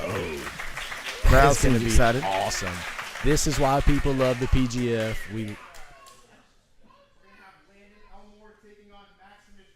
Landon Elmore versus Maximus Jolly. Let's go, boys. Another leg shootout. Let's go. All right. Weintraub versus Grimes or Grims. We're feeding you guys this information live as we pick it up as well. And so the commission is going to try to nail down those matchups, but I don't know anybody that would say no to that. This is not a direct play-in to the PGF, but this is an opportunity to show your skills again in front of the PGF fans, the commissioner, and you might get called for something. We've seen lots of alternates come through and play a big role in season, so I think some of these guys may be having a great chance at some of that. Yeah, and that's a really great thing, too, that sometimes happens. Yeah, I think it would be a huge mistake to not take the wild card match. Yeah. I mean, especially if you were looking to win a little money today, trying to staple that spot for yourself, potential $20K in your pocket at the final PGF tournament. If you're on the winning team, put me in, coach. 2 times. Ready. I'm excited. And so, man, we've had the stream going for a while now. Thank you guys for sticking with us. We're live here at 10th Planet Decatur. We've been hosting the Enigma super fights, and now we're throwing in a special edition of the PGF 155 wild card. The wild card bracket. As we give some of these guys a moment to rest up before the finals start to unwind. Okay. Here comes the team points. They got me. We're going to bring you guys the team scores here in just a moment. And right there, you guys see it. 10th Planet Decatur still at the top of the podium with 20 points. Odyssey Jiu-Jitsu at 15, been holding on to that second place spot for a time now. And then Automos Jiu-Jitsu, the Jiu-Jitsu Lounge, and Gracie Baja West Chase all tied at 13. And so I just got word, again, to check for you guys. This play-in, these points count towards your team total. So now if you play back in, you're giving your overall team, your home team, a chance to take that trophy. Man. Nick Saff over here shaking it out. Oh, He's ready. You know that if you got put out earlier, you went over there and said a little prayer to the jiu-jitsu gods, just please let me run it one more time. And looks like we've gotten a little blessing, and some of these boys going to get to finish wrestling today. Matt, you're really known for making comebacks like that after maybe starting slow in the season, not having your best days early on and stuff. What do you tell yourself in those moments to help, like, steady the course or to keep yourself in the game when it's been so tough? I personally just fall back on all the John Wayne movies that I watched as a young man, and I consider what the Duke would do himself. Honestly, I'm a big believer in finishing strong, whether it's wrestling is an emphasis on the third period, MMA, big emphasis on the third and final round, the championship rounds and all that kind of stuff. And so I've always been a big believer in trying to finish strong no matter what. And especially with the PGF, specifically with 12 matches over a few days, some of those dance partners are going to give you these really high octane matches. Some of the people your game might not match up as much as against, but it's just like being a quarterback. Like, you throw a couple interceptions or throw an interception, like, hey man, the team still needs you. We don't need you to go out there and get scored on again. And so just it really is about gameness. And some of these guys would put an emphasis on the gameness about their ability not to tap. That's not what gameness is. So Lawson left, but he just got the call. No, we want to see you again. So he turned it around. So we're going to put him right before the final. Oh, man, that's it all. So we're getting an update right now that Lawson, one of the athletes that lost earlier, obviously maybe a little upset, went to go hit the buffet. That's what we're doing, Rob. And now he is hurrying back. He spun the block. Back. He said, "Nah." And we're gonna throw his match in specifically right before the finals to get him enough time to get back in the building. But that's the spirit of the PGF right there, dude. oh, you're at the Hooters having a picture afterwards, down. Bro? Tough luck. Get your ass back here. We got wrestling to do. Come on. This is the PGF, man. This is such like what it was when we started season 1, season 2, kind of. Absolutely, man. Downtown Decatur. Ooh. If Nick Seif wins, it locks up the team trophy for 10th Planet Decatur. According to Christos Papadelos, we cannot confirm that, but we feel pretty solid. But this is no easy match. This is no guarantee. This gentleman. I literally feel like the last 6 guys in this 155 bracket are all really, really game, and I would love to see a couple of these guys get invites, if not at least be the alternates for this next season. These guys have been doing spectacular work all day. Bro, and if you're coming to another qualifier, you better bring your A game. If it's anything like this, you better be ready to play. All right. And so we've got our first super fight underway. Andrew Franco, Nick Seif. And he looked to jump a triangle there. Kind of fed Nick a leg. Nick doing a good job rolling up, staying on that leg, getting on top now. I've seen Andrew be pretty good at defending his way through a lot of these positions tonight. Saf staying on it, going to try to follow through.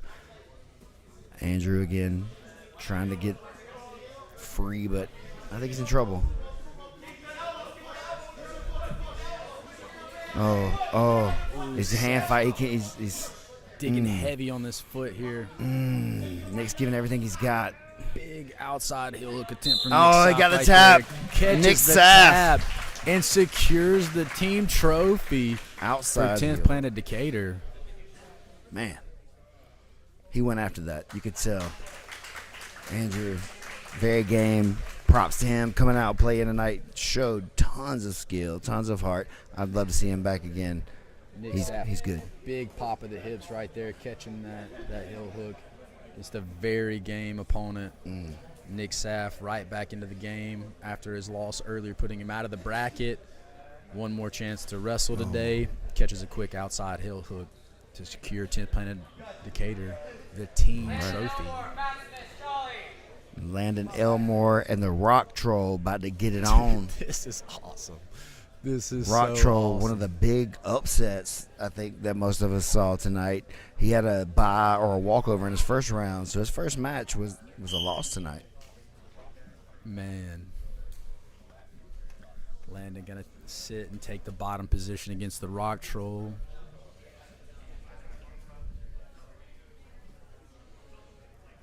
We've seen Rock Troll come back after having a draw and really, really, really put the pressure down on his opponents. I'd hate to see what he's going to do when he's coming off of a loss here.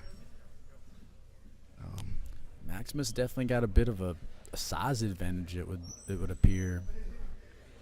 See if he's going to be able to put it to use here from the top position.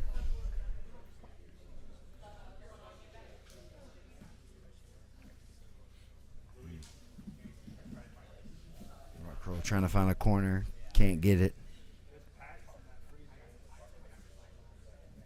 Landon looks like he's trying to get to the K. Maximus. Solid. No worries.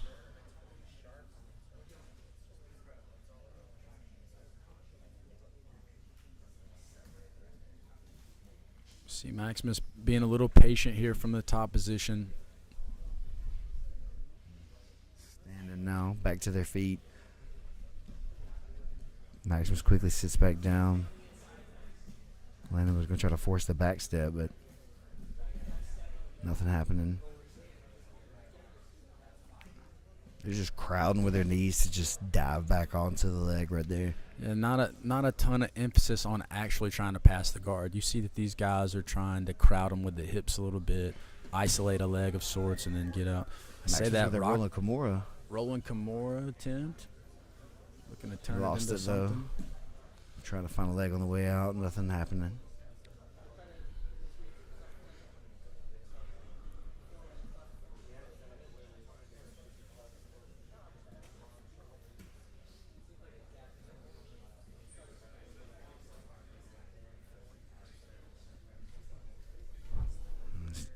Not much happening here. Surprised we haven't heard more from our referees. No touch duck under attempt right there. I guess they're being active, even though it's not like leading to a lot of meaningful action. Which is an important, it's very important to note the difference in those things. Like, we don't want to see just busy rolling around, jumping, smacking each other.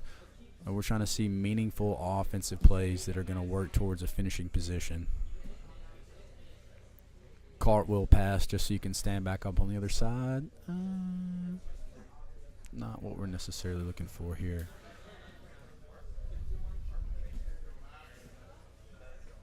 So we're about halfway now. Neither player really had a clear advantage in any of these exchanges.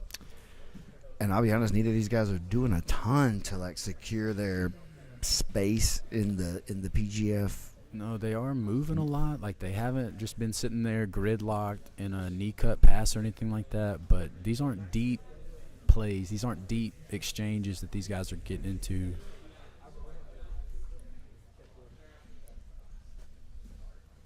And so we're going to see with about 2:30 left, these guys start to hopefully take some risk here.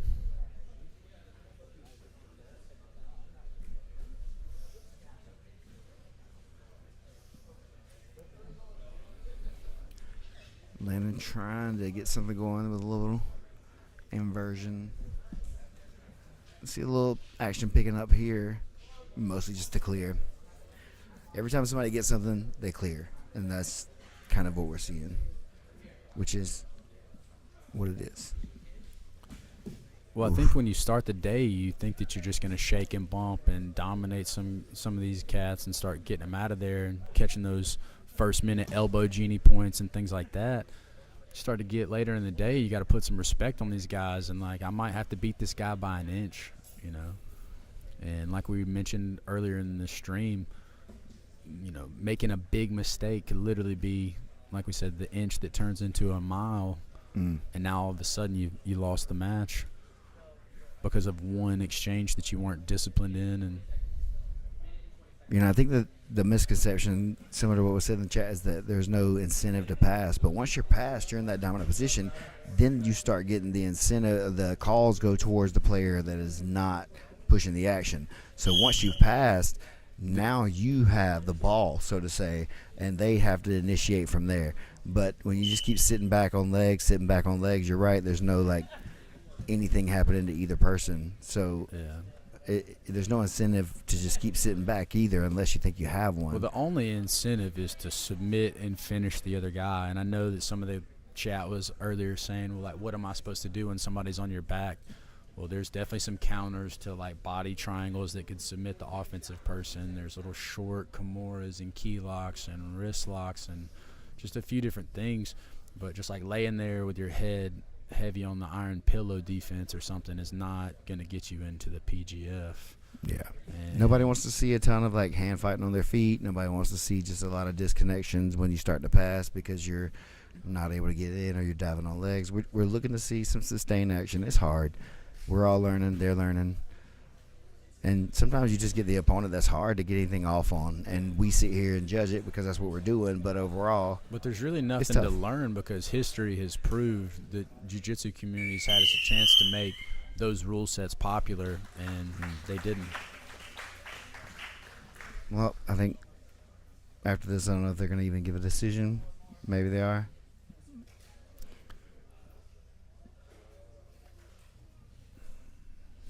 Yeah, I don't really know how to call that one. This could be one of the I would even just say draw, similar to the regular season, but Landon, okay. Landon catches the nod there. Had the better stuff, according to the judges. It's okay. Very nice. Props to those guys coming back in. It's a tough match, and like I said, I think that goes to speak to the point that not everybody is a great dance partner for everybody. You have some of these guys, sometimes like in MMA, you see, oh, these two guys are going to be, you know, MVP versus Ian Machado Gary. Oh, this is going to be a banger, and it's an absolute snooze fest because the matchup just doesn't really. Yeah. This is our third place match. So these guys playing for a little hardware here. Playing for a little pride. Maybe securing that spot. You know, you never know what could happen between now and March. Some of these guaranteed spots, guys that are locked into their role, anything can happen. And you know as much as anybody that the call may come, and it can come anytime. Keep that phone charged, boys. We're going to take 2 minutes here. Let the commission do some catching up. Okay.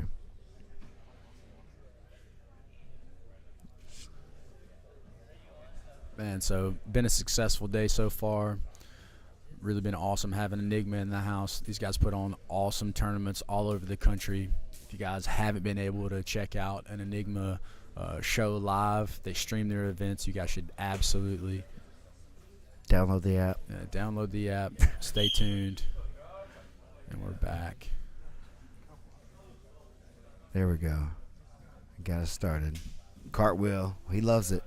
We do too.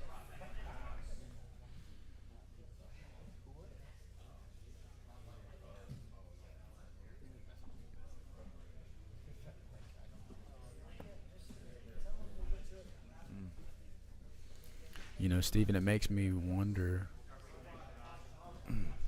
do these guys feel like if they get submitted that they're not going to get put into the tournament? Like, does getting subbed mean that you're not worthy?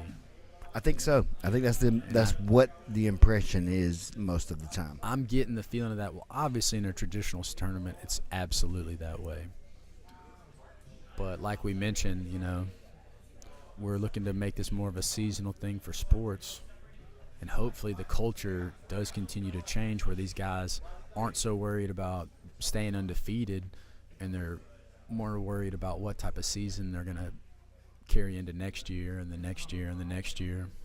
Yeah, just enjoy to play the game, right? Yeah. You want to come out here, you want to play the game, you want to be entertaining to the fans, and you want to get paid. Yeah. The Warriors and the Spurs, like, they're gonna play at the top of the thing. Not every year they're going to win the thing, but they're going to be about it, you know.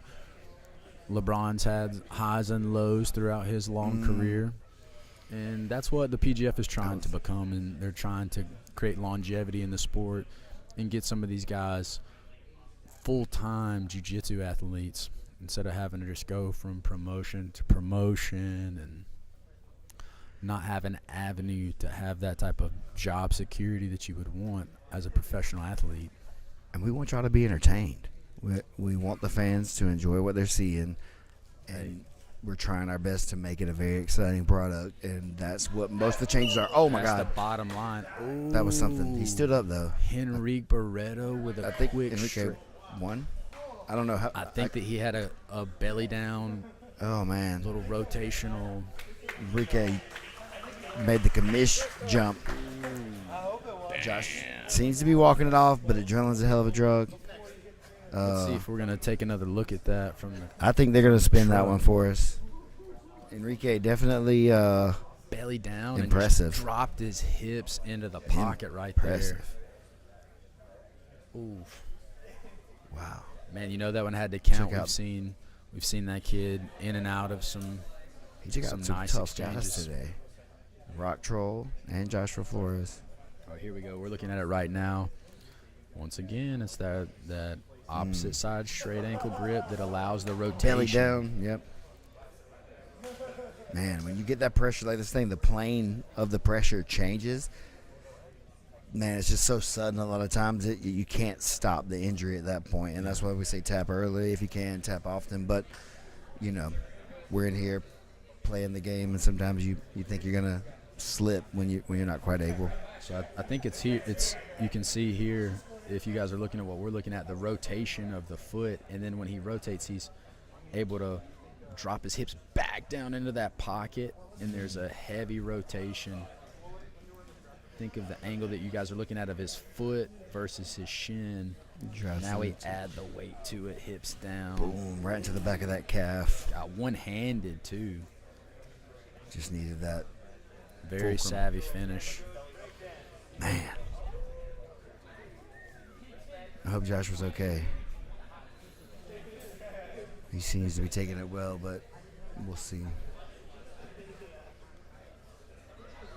And listen, this is rough. It's rough. It's just like this during the season, and you can't take stuff like that during the season and come back and continue to play. And so now that brings us, Steven, sorry to interrupt, to our leaderboard. As you see, after Nick Seth catches that 3 points, 10th Planet Decatur, 23 points. Gracie Baja has made their way up into second with 16 points, overtaking Odyssey Jiu-Jitsu with 15 points in third, which has finally broken that tie that we had in third. And now the fourth place tie is Optimus Jiu-Jitsu at 13 and the Jiu-Jitsu Lounge both having that 13 points, man. So awesome day of action so far. 10th Planet Decatur on top right now with 23 points and a clear lead. And Gracie Baja West Chase just inching their way up to the top. Slowly but surely.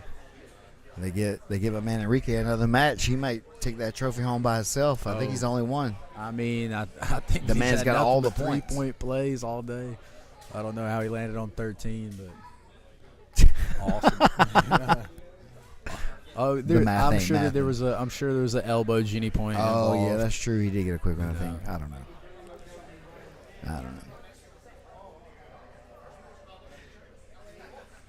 And so we've got another brief lull in the action. You guys know these guys have been fighting all day. And so we're trying to give them a chance to recuperate. We're going to cut to a quick commercial real quick, pay some bills, and we'll see you guys back in a few minutes. The road to PGF Season 8 is finally here. There'll be a total of 4 qualifiers, where athletes will have their opportunity to make a name for themselves and punch their ticket to PGF World this March. The first 2 qualifiers will be hosted by Enigma on January the 11th in Decatur, Alabama, and January the 18th in Fitchburg, Massachusetts.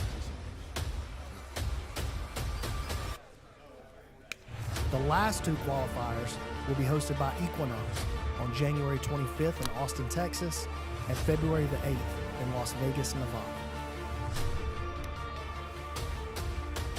Each of these events will be stacked from top to bottom, not only with athletes registered for the qualifiers, but also with super fights featuring some of the best up-and-coming talent in the world. Don't miss your chance to be part of history. Renato trying to... He sits.